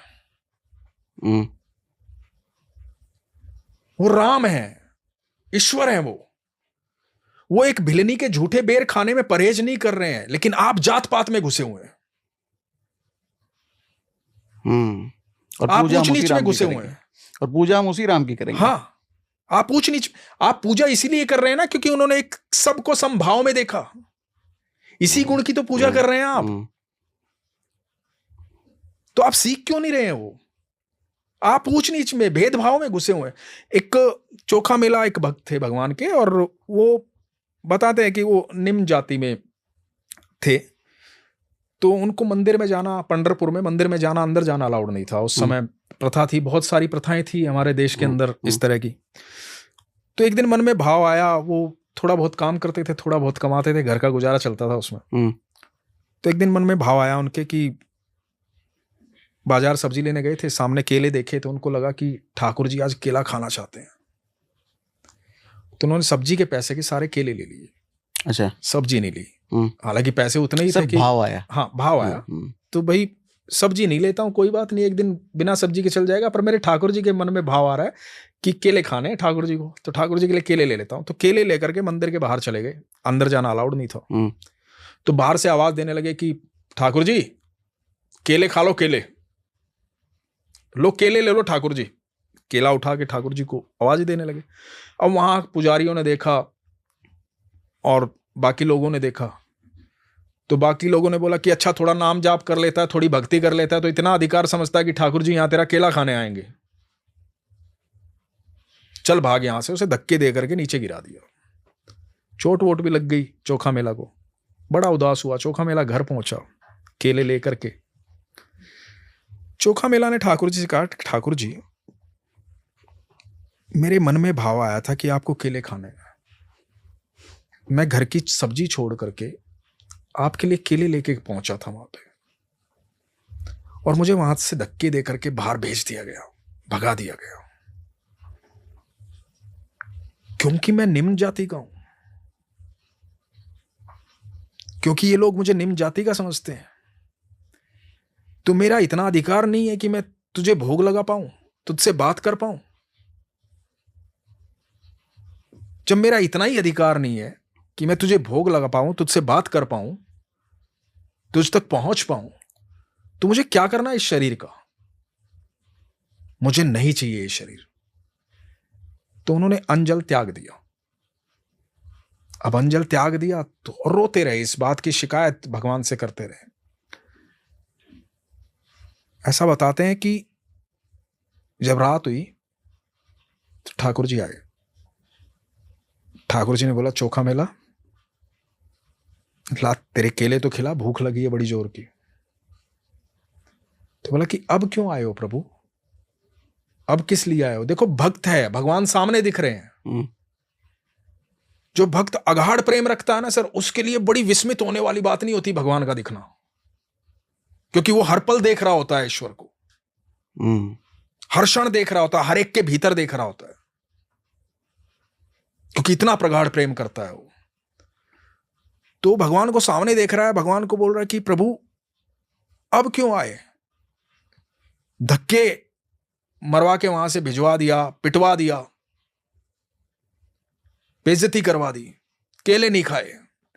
तो भगवान बोले, चोखा केले ही तो खाने थे, लोगों ने तरह तरह का भोग लगाया, पर मुझे केले खाने थे तेरे हाथ से, इसलिए कुछ खाया ही नहीं पूरा दिन। भूख लगी है बहुत जोर की, केले खिला दे। अब भक्त है, अपने हाथ से छील करके ठाकुर जी को केले दे रहा है। ठाकुर जी ने कुछ केले खाए। ठाकुर जी बोले, ये जो बाकी बच गए हैं मुझे दे दे, क्योंकि रुक्मणी ने भी कुछ नहीं खाया है सुबह से। केले लेकर के ठाकुर जी चले गए। अब सुबह जब यहां मंदिर के द्वार खुले तो ऐसा बताते हैं कि पूरे आंगन में केले के छिलके पड़े हुए थे। तो पुजारी आए, पुजारी ने कहा कि ये केले के छिलके यहां कैसे, कौन मंदिर में घुसा, ताला लगा हुआ था, कौन आया मंदिर में, ये कैसे यहां केले के छिलके आ गए, किसने खाए यहां बैठ के केले मंदिर में? तो किसी एक ने बताया कि कल वो चोखा मेला आया था ना, उसको यहाँ से धक्के दे के भगाया था। हो सकता है अपने अपमान का बदला लेने के लिए अंदर घुस गया और रात को चोरी से, और यहाँ बैठ के जानबूझ के खाए उसने केले। तो ये सब लोग इकट्ठा हुए, जाके चोखा मेला के घर गए और चोखा मेला को आकर के खूब तुड़ाई की, खूब मारा। चोखा मेला कह रहा है कि भाई मैं नहीं गया वहां पे, ठाकुर जी आए थे, ठाकुर जी ने केले खाए, ठाकुर जी लेके गए रुक्मणी जी के लिए। ऐसी बात क्यों मानेंगे लोग? पर भाई ऐसी बात कौन समझे, कौन माने, क्योंकि वो उनका अनुभव नहीं है ना, अनुभव तो चोखा मेला का है। अब चोखा मेला रोते रहे, बोले वाह प्रभु, पहले पिटवाया, अब ज्यादा पिटवाया, केले खिला दिए, पहले नहीं खिलाए थे इसलिए पिटवाया, अब और ज्यादा पिटवा दिया, केले भी खा लिया और पिटवा भी दिया। ये तो बड़ी गलत बात है ठाकुर। अब जब ये वापस लौटे मंदिर पे, तो ऐसा बताते कि मंदिर के द्वार बंद थे, बिना ताला लगे, सारे द्वार बंद थे, एक एक खिड़की बंद थी वहां की। इन्होंने पूरे धक्के लगाए खोलने के लिए, नहीं खुले, तोड़ने की कोशिश की, नहीं टूटे। ये सब हैरान हो गए कि मंदिर अंदर से कैसे बंद हो सकता है और खुल क्यों नहीं रहा है, धक्के देने पे हिल भी क्यों नहीं रहा है। तो पुजारी जी ने बोला कि ऐसा क्या अपराध हमसे बन गया प्रभु कि आप नाराज हैं, मंदिर नहीं खुल रहा है। तो अंदर से आवाज आती है कि मेरे भक्त की पिटाई की है तुमने, जिससे मैं बेहद प्रेम करता हूं। जब तक वो यहां नहीं आएगा ना, तब तक ये द्वार नहीं खुलेगा, ये द्वार हमेशा के लिए बंद हो गया है। यदि चाहते हो द्वार खुले तो जाओ उसे लेके आओ, और ऐसे मत लेके आना पालकी में बिठा करके, ढोल नगाड़े बजाते हुए उत्सव की तरह लेके आना। और बोला कि नहीं आएगा वो, ना पालकी में बैठेगा वो, मना करेगा। पैर पकड़ना, हाथ जोड़ना, प्रार्थना करना, किसी भी तरह से मना के लेके आना, तभी ये द्वार खुलेगा, नहीं तो नहीं खुलेगा। अब ये सब लोग फिर गए चोखा मेला के, जाके माफी मांग रहे हैं, चोखा मेला माफ कर दो, गलती हो गई भाई, चलो पालकी में बैठो। चोखा मेला कह रहे हैं नहीं भाई, मैं तो साधारण सा आदमी हूं, वैसे भी निम्न जाति का हूं, मेरी कहां ऐसी वो कि मैं इसमें बैठूं आपकी पालकी में, तो मैं तो नहीं बैठूंगा, तो आप जाइए।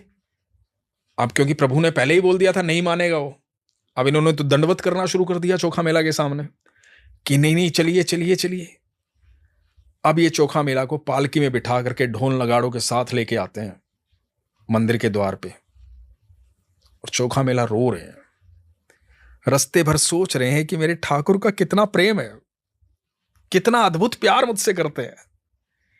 इन लोगों ने पहले अपमानित किया, मारा पीटा, अब ये लोग अपने कंधे पे उठाकर चल रहे हैं, ढोल नगाड़ों के साथ मिन्नतें कर रहे हैं, पैरों में पड़ रहे हैं।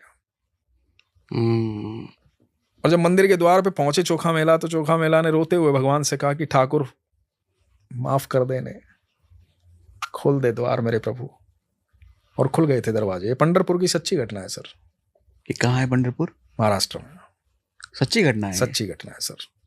तो आप ये सोचो सर, वो जो ईश्वर है ना सर, उसको प्राप्त करने के लिए बहुत तिगड़मबाजी नहीं करनी, बहुत प्रयास नहीं करने, बहुत मेहनत नहीं करनी, बहुत तपस्या नहीं करनी, सिर्फ सरल रहना है। सिर्फ सरल रहना है।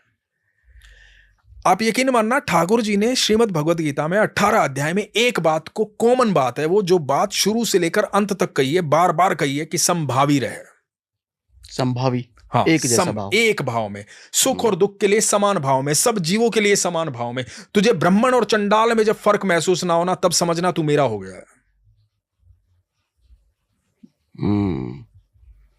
सर बहुत बड़ी बात है ये।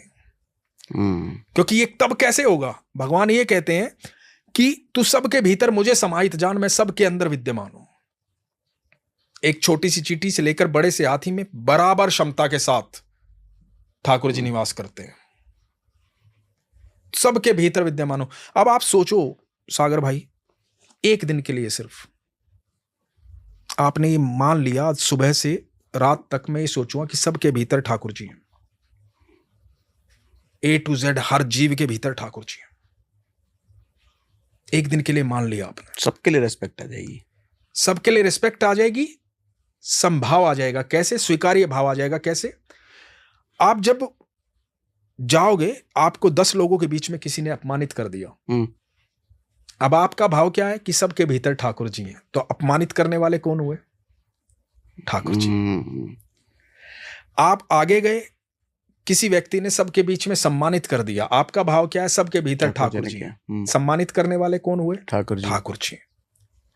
तो सर एक्चुअली आपके साथ हो वही रहा है, आपके साथ हर पल वही घटित हो रहा है जो आप डिजर्व करते हैं, क्योंकि करने वाले सब ठाकुर जी हैं।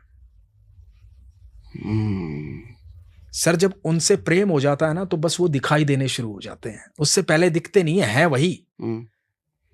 यदि सोचो कि मैं अनुज होता, ये रमेश होता, ये विजेंदर होता, ये फला होता, ये ढिकड़ा होता, वो होता, वो होता, वो होता, हम ये कहते हैं ना कि मैं उससे प्यार करता हूं, उससे प्यार करता हूं, उससे प्यार करता हूं, ये मेरा है, ये मेरा है, ये मेरा है। सर हम जिंदगी भर झूठ बोलते हैं। सर इनडायरेक्टली हम सब ईश्वर से बहुत प्रेम करते हैं, इनडायरेक्टली। जब विश्वास आ जाता है तो वो डायरेक्टली हो जाता है, तब दिखना शुरू हो जाता है, तब चीजें सॉल्व हो जाती हैं।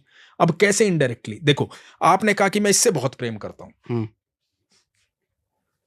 कुछ दिन के बाद ये मर गया, ठीक है, आपका कोई मित्र है, आपका कोई जानने वाला है, कुछ सालों के बाद, 10 साल, 20 साल, 50 साल के बाद वो मर गया। आपने पहला कर्म क्या किया? उसके मरते ही सबको सूचना की। अकेले वो कर्म नहीं किया, 10 लोगों को इकट्ठा किया और सबको बोला कि भाई सांस पूरी हो गई, चलो उठाओ, अंतिम संस्कार करके आते हैं। यदि आपका उससे प्रेम था तो फिर उसका अंतिम संस्कार क्यों किया? उस शरीर को रखना चाहिए था ना आपको, हमेशा हमेशा के लिए, क्योंकि आपका प्रेम था ही नहीं उसके साथ। आपका प्रेम था उसके भीतर जो अविनाशी है, परम पिता परमेश्वर जो श्री कृष्ण है, उससे प्रेम था आपका, बट इनडायरेक्टली था। जैसे ही कृष्ण ने उस शरीर को छोड़ा, आपने उस शरीर को नकार दिया। जब तक कृष्ण भीतर है आप स्वीकार कर रहे हैं।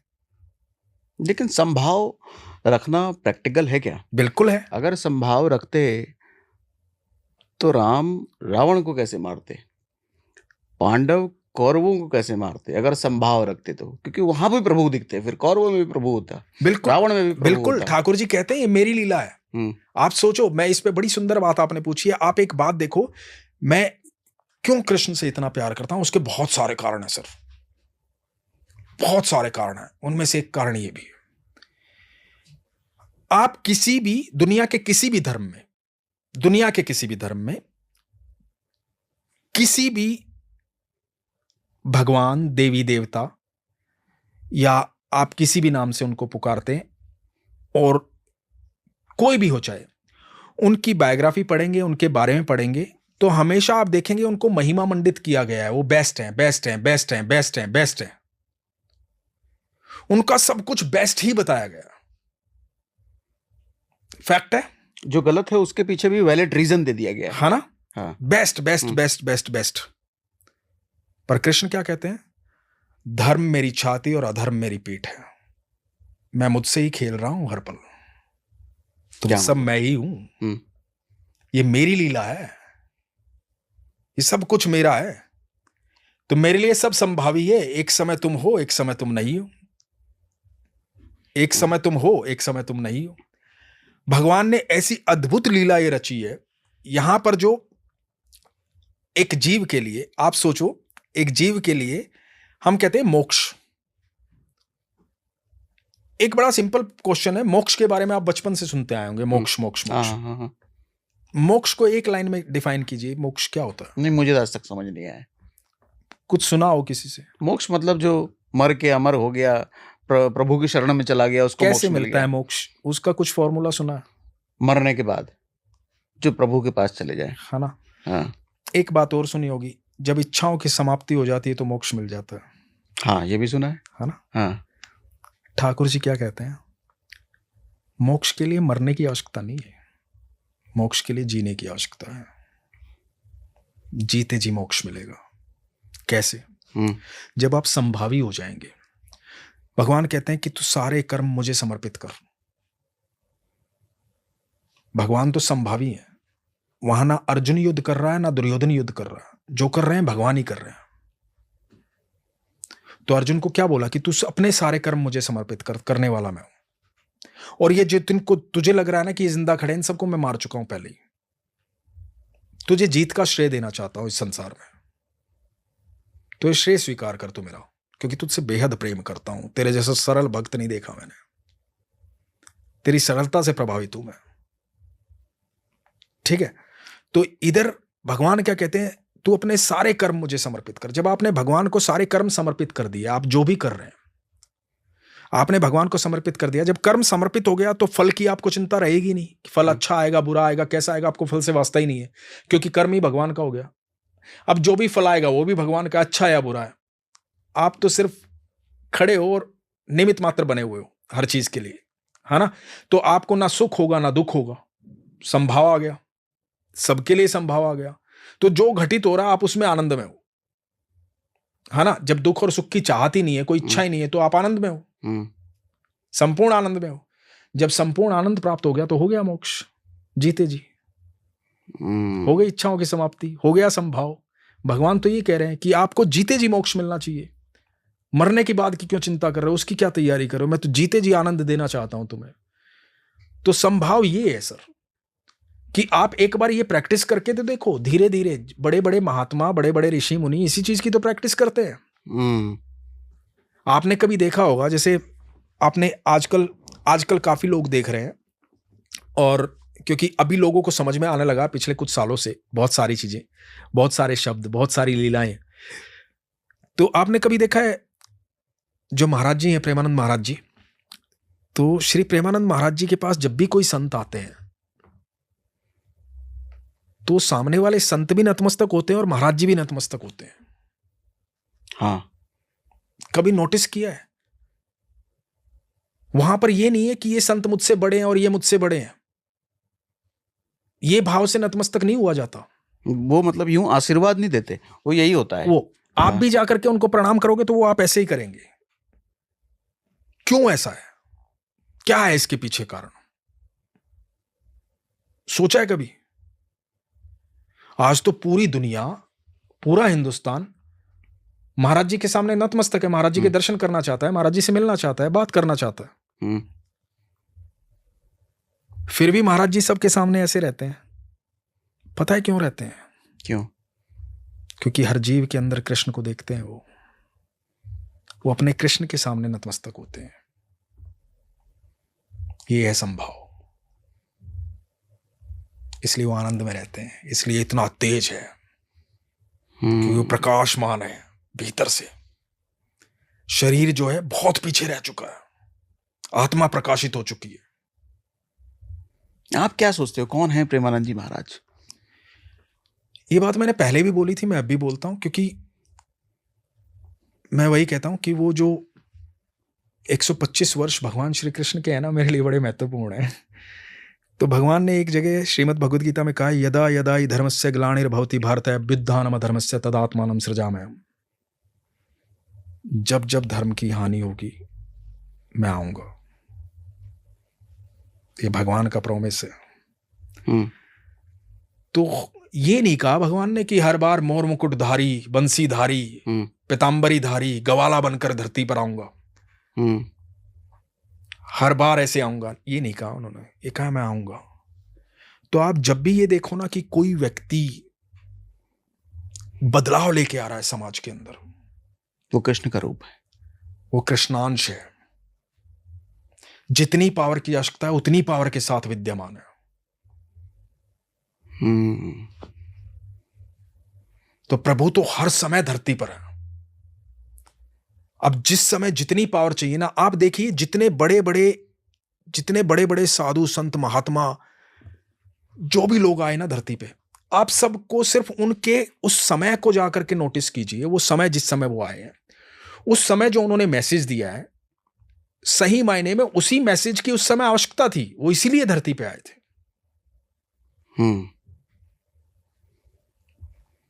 इस समय महाराज जी की आवश्यकता थी, क्योंकि जो ये बदलाव जो हुआ है ना दुनिया के अंदर, पिछले जो आपने और मैंने देखा है, वो ये पीढ़ी कभी नहीं देख पाएगी। और ये पीढ़ी क्या, इस धरती पर मुझे नहीं लगता पहले भी कोई पीढ़ी देख पाई होगी जो हमने देखा है। हमने जीवन को एक नॉर्मल लकड़ी के चूल्हे से रोटी पकते हुए देख करके गैस के चूल्हे पे पकती हुई देखी है हमने। हम हैंडपंप से पानी भर के लाते थे, आज घरों में मोटरें लगी हुई हैं और पानी 24/7 आता है। हम पानी का इंतजार करते थे कि पानी आएगा, नहीं आएगा तो हैंडपंप से लेके आएंगे, तब पानी पिया जाएगा, है ना। हमने वो बदलाव देखा है। हम गाने सुनने के लिए रेडियो पर इंतजार करते थे। हाँ, उसके बाद कैसेट जिसमें उंगली लगा लगा घुमाने भी देखा हमने। हमने सीडी प्लेयर भी देखा, सब देखा, पेन ड्राइव भी देखा, हमने ये, और अब डिजिटल ये बदलाव देखा है। और इस बदलाव के अंदर जब इतना भारी बदलाव हुआ है धरती पर, बहुत भारी बदलाव है, ये साधारण बदलाव नहीं है, बहुत भारी बदलाव है। इतने भारी बदलाव के अंदर कोई तो ऐसा चाहिए था जो बैलेंस करे इस बदलाव को, समझाए इस दुनिया को, सहज रहो, सरल रहो, साधारण रहो। इसलिए प्रेमानंद जी आए हैं।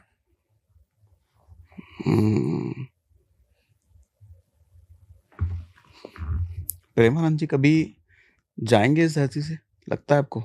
सर वो कभी नहीं जाएंगे, सर कभी नहीं जाएंगे। मैं शरीर की बात ही नहीं कर रहा सर।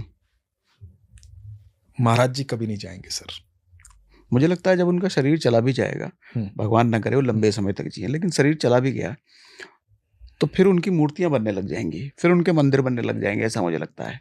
सर देखिए, मूर्तियां और मंदिर भी जब तक जरूरी है, ये सर एक साधन है ईश्वर तक पहुंचने का, ईश्वर नहीं है। ये एक तरीका है, एक पद्धति है ये बस। ईश्वर कुछ और है सर। क्या है सर? जब ये सब कुछ आपका टूट जाएगा ना, मतलब आपको, मतलब नियमित रूप से ना मंदिर जाने की जरूरत है, ना आपको ये कुछ तौर तरीके जो दुनिया की पद्धति चलती आ रही है सदियों से, ये सब करने की जरूरत है। तो जब आपके अंदर वो भाव आ जाएगा ना कि आपको हर जगह अपने भगवान दिखाई दे रहे हैं, तो आपको लगता है कि आपको कहीं विशेष जगह जाने की जरूरत है। आपको तो कण कण में दिखाई देंगे वो ईश्वर है जो कण कण में विद्यमान है। उसके लिए कहां का मंदिर बनवाओगे? पूरी पृथ्वी मंदिरों से भर जाएगी। ये बात तो सही है, लेकिन फिर भी मंदिर जाने का मन क्यों करता है सर? क्योंकि अभी पहले आप इच्छा पूर्ति रखते हैं। सबसे पहली चॉइस मनुष्य की जो होती है, अपनी इच्छाओं का पूर्ण करना, क्योंकि उससे परे नहीं सोच रहा। भगवान श्रीमद् भगवद गीता में कहते हैं कि आप देवताओं के पास क्यों जाते हैं? क्योंकि हर एक देवता का एक डिपार्टमेंट है। तो आप इच्छा पूर्ति के लिए देवताओं के पास जाते हैं। आप चाहे किसी भी देवी देवता के पास जाते हैं, अपनी इच्छा पूर्ति के लिए जाते हैं। देवता अपनी इच्छा पूर्ति, अपने भक्तों की इच्छा पूर्ति करने के लिए कहां आते हैं? वो मेरे पास आते हैं। तो आप सोच रहे हो अभी तो हम यहां तक पहुंचे हैं, और वहां तक पहुंचने में पता नहीं कितने जन्म लग जाएंगे। लेकिन हर जन्म में, हर दिन, हर सुबह के साथ हमें अलर्ट किया जाता है कि पहुंचना वहां है। लेकिन फिर भी जन्मों का सफर है, फिर भी समय लगता है। क्योंकि इंसान की फितरत क्या है? उसको सुकून नहीं चाहिए सर, उसको कष्ट चाहिए। आप सोचो, आप सारी सुविधाएं अर्जित करने के लिए जिंदगी भर मेहनत करते हैं। आप पूरा दिन फोन पे लगे रहते हैं, हिसाब किताब करने में, ये करना है, उसका ये करना है, उसको ऐसे खुश रखना, उसको ऐसे खुश रखना, बच्चों को ऐसे खुश रखना। हर आदमी, हर जीव इसी तिकड़मबाजी में लगा हुआ है। सुकून कहां है सर पूरे जीवन में? और उसी के लिए सब चल रहा है, वो तो मिला ही नहीं। क्योंकि वो तो भीतर है सर ऑलरेडी, पर आपको नहीं चाहिए। आपको ये चाहिए तिकड़मबाजी, आपको ये चाहिए, सुकून नहीं चाहिए। जिसको सुकून चाहिए ना, वो सुकून में आ जाता है सर। उसको फिर कुछ नहीं चाहिए, सब अपने आप आता है उसके पास, सब अपने आप आता है सर, उसको कुछ नहीं चाहिए। सब घूम फिर के, मैं ये कहता हूं कि कृष्ण वो है, वो दुश्मन के मन में बैठकर उसका मन बदल सकते हैं, उसको आपके सामने नतमस्तक करवा सकते हैं। अब आप पूछोगे कि कृष्ण तो सबके भीतर विद्यमान है, फिर ऐसे कैसे, है ना सर? वो द्वारकाधीश होते हुए ना, जब उसका मित्र आता है ना द्वार पर, राजगद्दी छोड़ के दौड़ा चला आता है, मित्र को गले लगाता है, भीतर लेकर जाता है, राजगद्दी पर बिठाता है, अपने आंसुओं से उसके पैर धोता है। जिसके चरणों में अनंत ब्रह्मांड पड़ा हुआ है ना, वो अपने मित्र के चरण दबा रहा है, पैर धो रहा है। सर कितना बड़ा लेसन भगवान ने दिया द्वारकाधीश होते हुए। सर वो राजा होते हुए, अनंत ब्रह्मांड का रचयिता होते हुए, द्वारका छोड़ करके कुरुक्षेत्र में रथ हाँकने चला जाता है सर अपने मित्र का प्रेम में। मैं तो हमेशा कहता हूं, आप किसी दोस्त को बोलो यार 3 घंटे का ड्राइव करना है मेरे लिए, चल पड़, काम आ जाता है, तो बोल देगा भाई मैं ड्राइवर को फोन कर देता हूं, मैं वहां नहीं जाऊंगा। और गलती से आपने ये बोल दिया कि मेरा 3 घंटे दूरी पर झगड़ा हो रहा है, वहां चल पड़, तो अगला फोन नहीं उठेगा सर आपका। पर वो तो राजगद्दी छोड़ के पहुंचता है सर कुरुक्षेत्र, वो कृष्ण है सर। और गलती से अगर पैसे की जरूरत पड़ गई, पैसे मांग लिए आपने तो सर आप सोचो कि वो सबके भीतर विद्यमान है, वो बार बार पूरे जीवन काल में उन्होंने यही समझाया है। सबके भीतर हूं मैं, कृष्ण ही कृष्ण से झगड़ रहे हैं, कृष्ण ही कृष्ण से बैर कर रहे हैं, कृष्ण ही कृष्ण से प्रेम कर रहे हैं, सब कृष्ण ही है सर। छोड़ दो उनके भरोसे सब कुछ। और मैं आपको बताऊं मैं क्यों इतने दावे के साथ कहता हूं सर, मैं ये कहता हूं कि मैं तथ्यों की बात करता हूं, तथ्यों की। मैं अपनी बात नहीं करता, मैं तथ्यों की बात करता हूं। मैं कई ऐसे कारण बता सकता हूं कि जहां आपको ये पता लग जाएगा कि जो मैं कह रहा हूं वो कितना सत्य है। मुझे आज तक आप ये बता दो, आप जितने भी साल के हो, आपने कभी गरीबी में कहीं फुटपाथ के किनारे कृष्ण का मंदिर देखा? या कहीं कोई कृष्ण की मूर्ति ऐसे ही रख के चला गया और कुछ ना हुआ? गरीबी में फुटपाथ के आसपास कहीं भी गरीबी में कृष्ण का मंदिर देखा? नहीं याद कर पा रहा हूं मैं, शायद आपने कृष्ण को जहां देखा होगा ना सर, पूरे ऐश्वर्य के साथ देखा होगा। आप कभी भी नोटिस कर लेना। हनुमान जी के मंदिर कई ऐसी जगहों पर मिल जाते हैं जहां पर गंदगी है। कृष्ण जी का मंदिर कहीं ऐसी जगहों पर नहीं देखा मैंने, मुझे याद नहीं आ रहा। कृष्ण परमेश्वर है सर, परम ऐश्वर्य के मालिक। वो जहां होते हैं ऐश्वर्य होता है। बड़ी सिंपल तरीके से आपको समझा रहा हूं। आपके मन में यदि कृष्ण आ गए तो ऐश्वर्य है, आपको मांगने की जरूरत नहीं है सर, अपने आप है। राजा है वो, राजा है वो, सब कुछ है वो। बड़ी सिंपल सी बात बता रहा हूं सर, आपको किसी चीज की आवश्यकता नहीं है। और हनुमान जी तो भक्तों से प्रेम करते हैं, ठाकुर जी के भक्त हैं, उनको ऐश्वर्य से मतलब उन नहीं। पे बहुत कार्यभार है भगवान के भक्तों को संभालना। तभी तो उनको धरती पे छोड़ा गया है, तो उनको बहुत कार्य दिया हुआ है, तो वो तो अपने ठाकुर से प्रेम करते हैं। एक बात बताइए, जैसे अभी ठाकुर जी की बात हम कर रहे हैं, तो हम हिंदू हैं इसलिए हनुमान जी की बात, कृष्ण जी की बात, राम जी की बात करते हैं। मुस्लिम तो ये सब बात नहीं करते, क्रिश्चियन बात नहीं करते, उनके लिए अल्लाह है या क्रिश्चियन के लिए जीसस हैं। वो कभी सूर्यदेव नहीं बोलते, वो कभी भगवान को नहीं पूजते, तो उनका भी तो सब कुछ अच्छा चल रहा होता है। तो सवाल ये है कि क्या जरूरी है? देखो सर, पहले तो मैं सूर्यदेव की बात करता हूँ। भगवान श्री कृष्ण जब बहुत छोटे थे, नंदगांव में थे, तो ये किस्सा हमने सबने सुना होगा कि गोवर्धन पर्वत को उठा लिया था उन्होंने। गोवर्धन पर्वत को उठाने से पहले जो उन्होंने बात कही थी ना, बड़ी महत्वपूर्ण बात थी वो। जब सारे गांव वाले गोवर्धन जा रहे थे और सब सारे गांव वाले इंद्र की पूजा करने के लिए जा रहे थे, तो ठाकुर जी ने रोक दिया था कि नहीं, मत जाओ, यदि पूजा करनी है तो सूर्य देव की करो, क्योंकि सारा जीवन उनसे चल रहा है। पूजा करनी है तो गोवर्धन पर्वत की करो, क्योंकि हमारी गैया वहां चरती है, तब दूध देती है, तब हमारा व्यापार चलता है। अच्छा, ये रिलेवेंस है गोवर्धन पर्वत का? हाँ, तो गोवर्धन को पूजो, पूजना है तो, क्योंकि उस सारे गैया तो वहीं चरती थी। और भगवान ने लाइव गॉड की बात की है। लाइव गॉड कौन? सूरज, नेत्र है उनका। सूर्य कौन है सर? सूर्य तब से लेके अब तक है, अनंत है, सच्चा सनातनी है।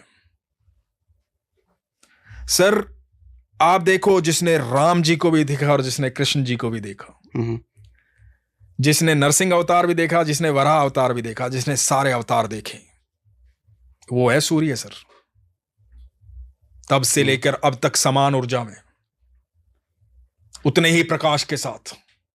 मुझे लगता है सृष्टि की पहली रचना सूर्य ही होंगे। सब कुछ सूर्य से ही चल रहा है सर। लाइव गॉड है, हम भाग रहे हैं इधर उधर, साक्षात दिख सकते हैं रोज, इसलिए हम सूर्य देव की पूजा करते हैं सर। इसलिए हमारे यहां कहा जाता है सूर्य देव को प्रणाम करो, सबसे पहला सोर्स है वो। ठीक है, जो आपने कहा उसकी बात। दूसरी बात, अब दूसरी जो आपने बात पूछी, देखो पहले तो हमें हर धर्म से कुछ ना कुछ सीखना चाहिए, परहेज नहीं करना चाहिए, क्योंकि हम ऐसे युग में पैदा हुए हैं जहां पर सारा लिटरेचर उपलब्ध है, सब पढ़ सकते हैं, सब जान सकते हैं, और सब भाषाओं में विद्यमान है सब कुछ। तो वो हमें पढ़ना चाहिए, जानना चाहिए। दूसरी बात, मैं हमेशा एक बात बोलता हूं, एक आम व्यक्ति के लिए, हम कहते हैं हम भक्त हैं भगवान के, हम सब हैं, हम सिर्फ कहने को भक्त हैं सर, मानते नहीं हैं।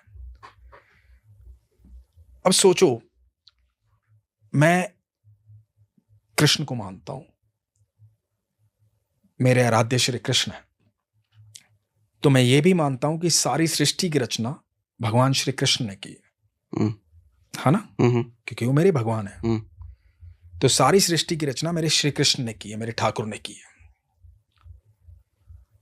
तो सोचो कि क्या मुसलमान, क्रिश्चियन या बाकी जितनी जाति धर्म जो कुछ भी है,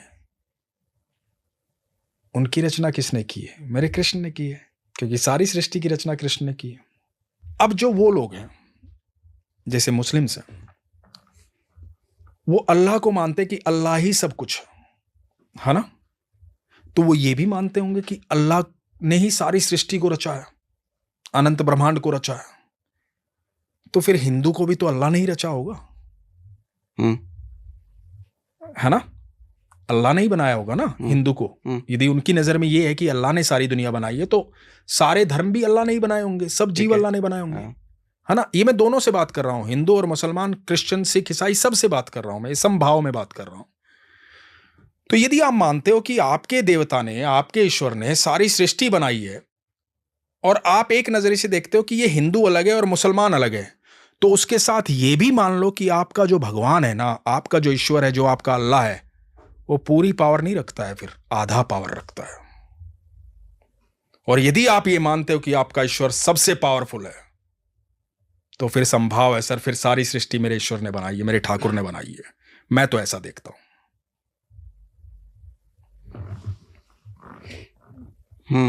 या तो ये स्वीकार कर लो कि आपके ईश्वर जो है आधी पावर रखते हैं, उन्होंने नहीं बनाया ये। हिंदू उन्होंने नहीं बनाए, मुसलमान उन्होंने नहीं बनाए, सिख उन्होंने नहीं बनाए, क्रिश्चियन उन्होंने नहीं बनाए, बांट लो फिर पावर। पर मैं मानता हूं, यदि मानते हो मेरी की तरह, ईश्वर आपके ठाकुर ने सारी धरती बनाई है, सारी सृष्टि बनाई है, सूर्य, चंद्रमा, पृथ्वी, हर जीव, छोटी सी चींटी से लेकर हाथी तक, सब मेरे कृष्ण ने बनाया है, तो मान लो कि सब उन्होंने ही बनाया है। फिर क्यों शंका, किस लिए शंका? और ये जैसे माना संभाव आ जाएगा। बिल्कुल, और सत्य यही है सर। भगवान श्री कृष्ण श्रीमद् भगवद गीता में 5000 साल पहले, मैं ये कहता हूं, मैं कह रहा हूं तथ्यों की बात, आज की बात ही नहीं कर रहा मैं, आज क्या दुनिया में हो रहा है मैं उसकी बात नहीं कर रहा, मैं तथ्यों की बात कर रहा हूं। पूरी सृष्टि के अंदर, जब से सृष्टि बनी है तब से लेकर अब तक, पूरी सृष्टि के अंदर एकमात्र एक श्रीमद् भगवद गीता ऐसी है जो स्वयं भगवान के मुख से बोली गई है। बाकी सब ने कहा कि कोई है, कोई है, कोई है। सिर्फ श्री कृष्ण ने कहा कि मैं ही हूं। 10वां और 11वां अध्याय पढ़ लीजिए आप श्रीमद् भगवद गीता का, मैं ही हूं। 5000 साल पहले आकर के कहा।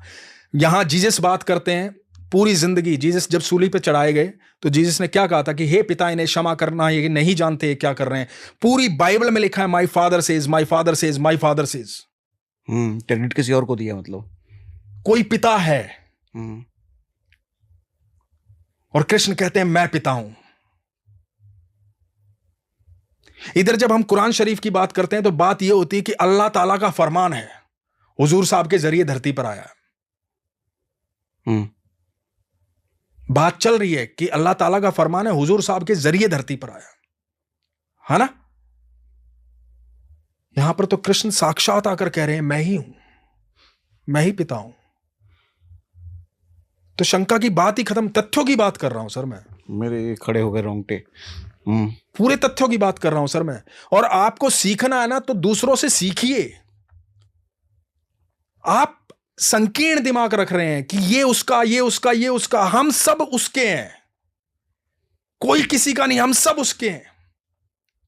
उसको आप किसी भी नाम से पुकारिए। मैं हमेशा एक बात बोलता हूं, आप किसी भी धर्म में, किसी भी जाति में, कहीं भी पैदा हो, जिस पर भी आप विश्वास रखते हैं, जिस भी नाम से विश्वास रखते हैं, आप विश्वास पूरा रखिए,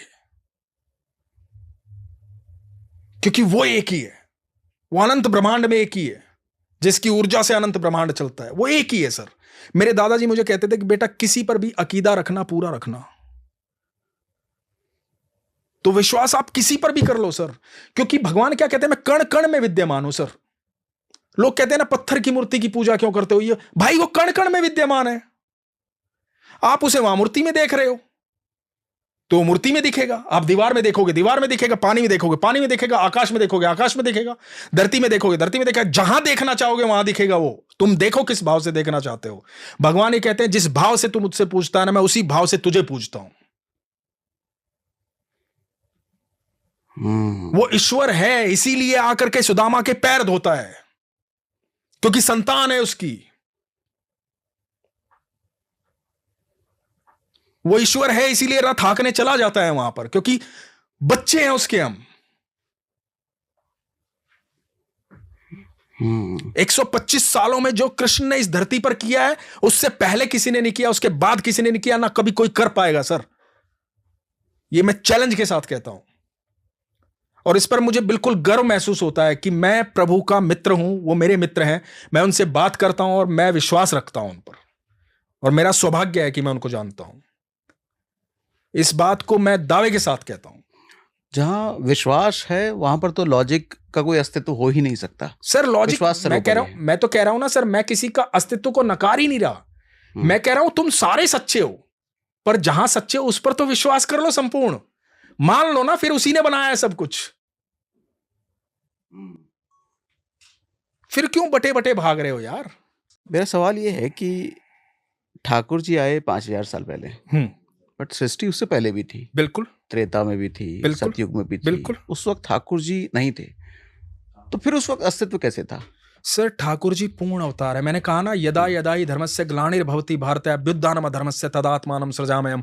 जिस समय जितनी आवश्यकता होगी, जितनी पावर की आवश्यकता होगी, उतनी पावर के साथ मैं वहां पर होऊंगा। वो आज भी हैं, तब भी थे। मैं इसका बड़ा सुंदर सा उत्तर देता हूं आपको।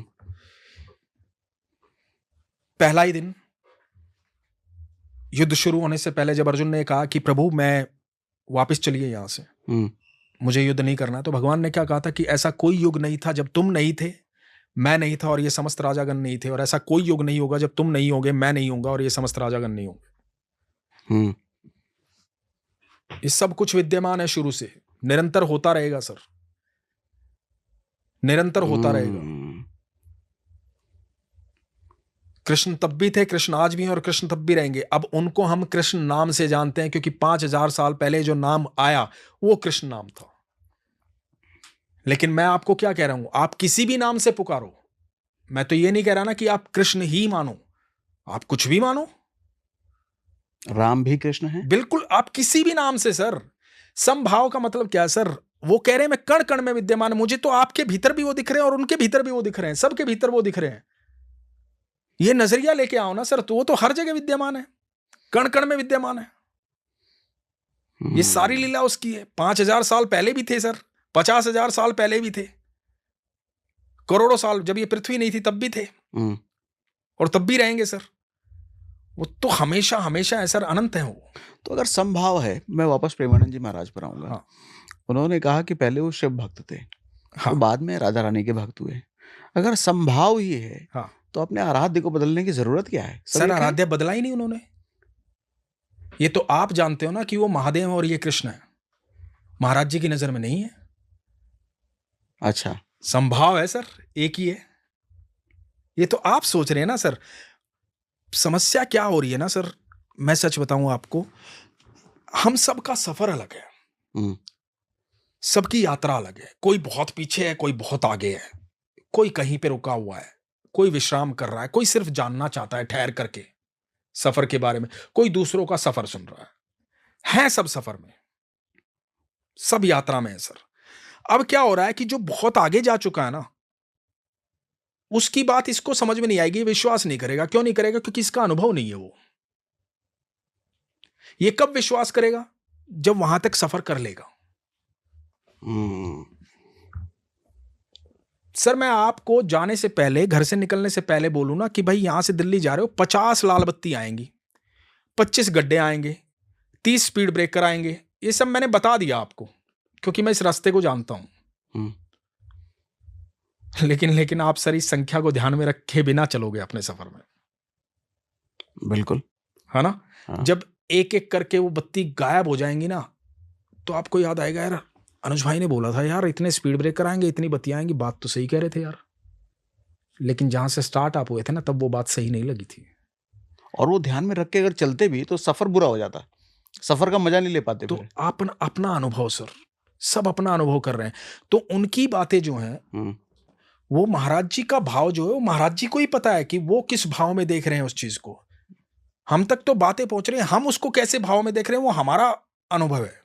तो ये तो हम सब का अपना अपना पर्सनल अनुभव है सर, हम कैसे कैसे किस बात को देख रहे हैं। अब मैं आपको एक बात बताता हूं, जब हम शिव पुराण पढ़ते हैं तो महादेव ही विष्णु होते हैं। हाँ। जब हम श्रीमद् भगवद गीता पढ़ते हैं तो भगवान श्रीमद् भगवद गीता में कहते हैं कि रुद्रों में शंकर मैं हूं। विष्णु पुराण में विष्णु सर्वश्रेष्ठ बताए गए हैं। हाँ। शिव पुराण में शिव सर्वश्रेष्ठ हाँ। बताए गए हैं। तो भगवत गीता में कृष्ण सर्वश्रेष्ठ हैं। तो भगवत गीता में तो कहीं कृष्ण की सर्वश्रेष्ठता की बात नहीं हो रही नहीं, सर। उन्होंने कहा ना कि मैं ही सब कुछ हूँ। उन्होंने सिर्फ नहीं, उन्होंने सब बताया ना सर। हाँ। मैं वही आपको जो शुरू में बात छूट गई थी ना, कृष्ण को क्यों प्यार करता हूं, मैं वो बात बता रहा हूं। हाँ। इसलिए प्रेम करता हूं सर कि अब तक जहां भी आप पढ़ोगे ना, हर एक को महिमा मंडित किया गया है। कृष्ण, मैंने बताया था आपको कि धर्म मेरी छाती और अधर्म मेरी पीठ है, सबका उद्गम स्थल मैं ही हूं, अच्छे और बुरे का। ये सिर्फ कृष्ण ने स्वीकारा है सर। जो ईश्वर है वही तो सबको जन्म दे सकता है सर। सब अपने अपने कर्मों से अपने अपने प्रारब्ध में बंधे हुए हैं, अच्छा भी और बुरा भी। क्योंकि भगवान कहते हैं मैं साक्षी भाव में हर एक के साथ रहता हूं, किसी के कर्मों में हस्तक्षेप नहीं करता, मेरा किसी के कर्मों से कोई वास्ता नहीं है, साक्षी भाव में साथ रहता हूं, हर पल देखता हूं कौन क्या कर रहा है। तो जो मैं बात आपको कह रहा था, अब इस बात को इस तरीके से लेंगे कि हमने यहां पढ़ा ऐसे, मैं ही विष्णु हूं, यहां पर मैं ही रुद्रों में शंकर हूं, मैं शस्त्रधारियों में राम हूं, वृक्षों में पीपल हूं, है ना, पांडवों में अर्जुन मैं हूं। अब सर एक दूसरे भाव में जाते हैं, मैं शिव भक्तों के लिए विशेष तौर पे कह रहा हूं, इसको दूसरे एंगल से देखते हैं। सर मां सती ने बेहद प्रेम किया महादेव से, इतना प्रेम किया कि मां सती सती हो गई। महादेव का अपमान सहन नहीं कर पाई अपने पिता के घर में।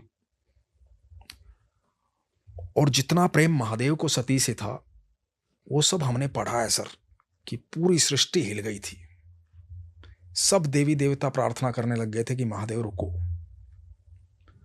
सब कुछ हिला दिया था उन्होंने, फिर शांत हुए। उसके बाद अगला जन्म मां सती ने लिया मां पार्वती के रूप में, और बेहद तपस्या की महादेव को पाने के लिए। फिर से भूखी रही, बहुत सारी तपस्या की, कई वर्षों तक तपस्या की,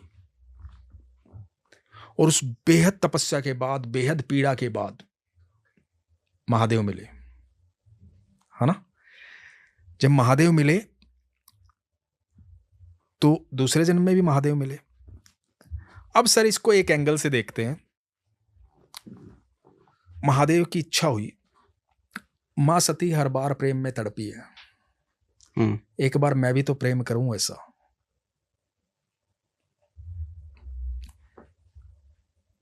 तो काली बने कृष्ण। काली बने कृष्ण? हाँ, क्योंकि कृष्ण कौन है? शक्ति। कृष्ण ही संपूर्ण ब्रह्मांड के रचयिता है ना, यही तो कहते हैं हम। हाँ। संपूर्ण ब्रह्मांड की रचयिता कौन है? मां आदिशक्ति। तो काली बने कृष्ण और शिव बने राधा। शिव ही राधा है और प्रेम में तड़पे इस जन्म में। ओके, तो ये पहली बार सुना तो मैंने। सब एक ही है सर, सब कृष्ण ही है, सब राधा ही है सर, सब एक ही है सर। आप किसी भी तरीके से, किसी नाम से, किसी भाव से, भगवान ने कहा मैं कण कण में विद्यमान हूं, जैसे तुम भजोगे वैसा मैं तुम्हें देखूंगा, वैसा मैं तुम्हें भजूंगा। तो आप किसी भी रूप में देखो, इसीलिए मैं कहता हूं आप किसी भी नाम में देखो, विश्वास रखो, प्रेम रखो, बस सिंपल सी बात है। मैं आपसे कुछ कहानियां सुनना चाहूंगा, कुछ क्या एक आधी कहानियां। एक मुझे वो कहानी आपकी बहुत अच्छी लगी थी। 12 साल प्रभु को माला चढ़ाया था, 12 साल बच्चे को आए थे। मैं वो कहानी लाइव आपसे सुनना चाहूंगा। तो भगवान के भक्त थे एक ब्रजदास, ठाकुर जी के अनन्य भक्त थे, बेहद प्रेम करते थे। उन्होंने कहीं से सुन लिया कि अनुशासन पर्व में महाभारत में पितामह भीष्म ने कहा है कि 12 साल तक यदि कोई कार्य नित्य रूप से करते हैं लगातार, तो कार्य सिद्ध हो जाता है, तो आपकी मनोकामना पूर्ण हो जाती है। अब उनकी इच्छा थी भगवान से मिलने की, तो उन्होंने कहा कि ठीक है। अब वो नंदगांव जाते, ठाकुर जी को जाकर के बोले कि भाई आज से 12 साल तक रोज माला पहनाने आऊंगा। जिस दिन 12 साल पूरे होंगे ना, उस दिन आपको माला पहनने मेरी कुटिया में आना पड़ेगा। तो 12 साल तक आंधी और तूफानों में आऊंगा। अब वो रोज जाते, खुद से फूल चुनते, फूलों की माला बनाते, ठाकुर जी के लिए फूल लेके जाते, माला लेके जाते, रोज अर्पित करते, रोज ठाकुर जी को दिन भी गिनवाते।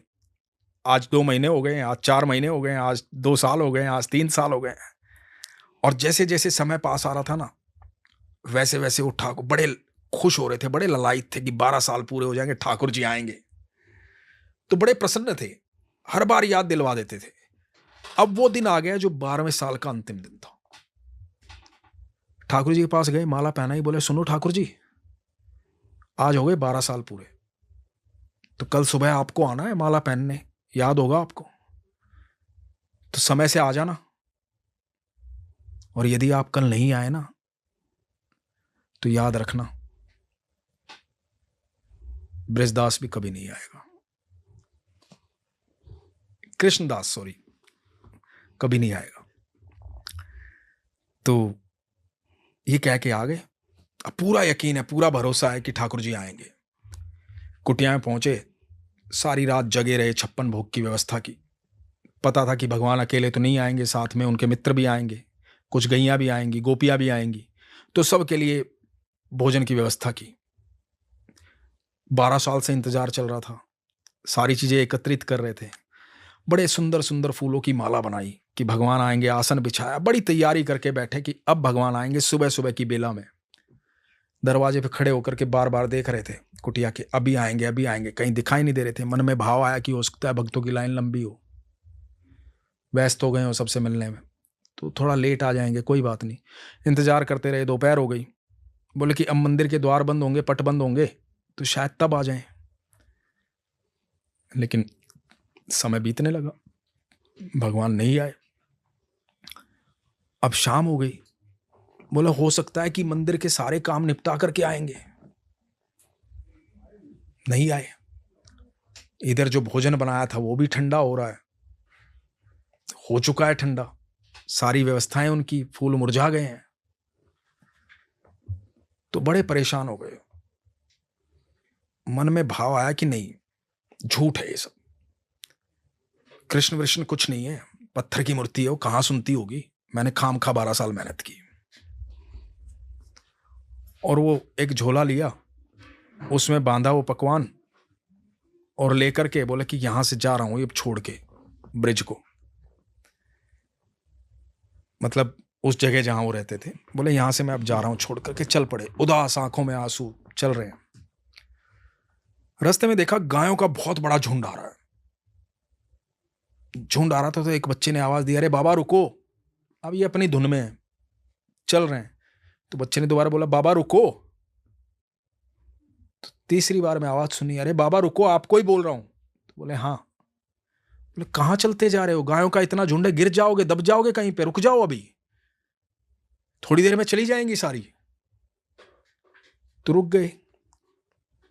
बोले किसकी गाय है ये? बोले यहां किसकी गाय होंगी, नंद बाबा के अलावा किसकी गाय हो सकती है, नंद बाबा की गैया है। तो हंसने लगे, बोले अच्छा ठीक है क्योंकि उनको विश्वास ही नहीं है अभी कृष्ण पे, तो नंद बाबा की गाय कैसे हो सकती है। बोले अच्छा ठीक है। बोले कि बैठ जाओ, थोड़ी देर हो गई बैठे बैठे। बोले कितनी गाय है? बोला बहुत गाय है। बोले बड़ी खुशबू आ रही है आपके झोले से, क्या है इसमें? तो बोला कि बस कुछ है। बोले क्या बात है, उदास हो, क्या हुआ? बोला नहीं। बोला कुछ तो बात हुई है, बताओ क्या हुआ?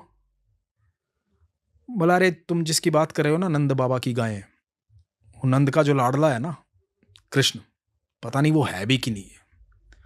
12 साल माला पहनाई उसको, कहा था कि 12 साल जब खत्म हो जाएंगे ना तो एक दिन माला पहनने आ जाना। एक दिन में क्या घट जाता उसका, एक दिन तो आ ही सकता था ना।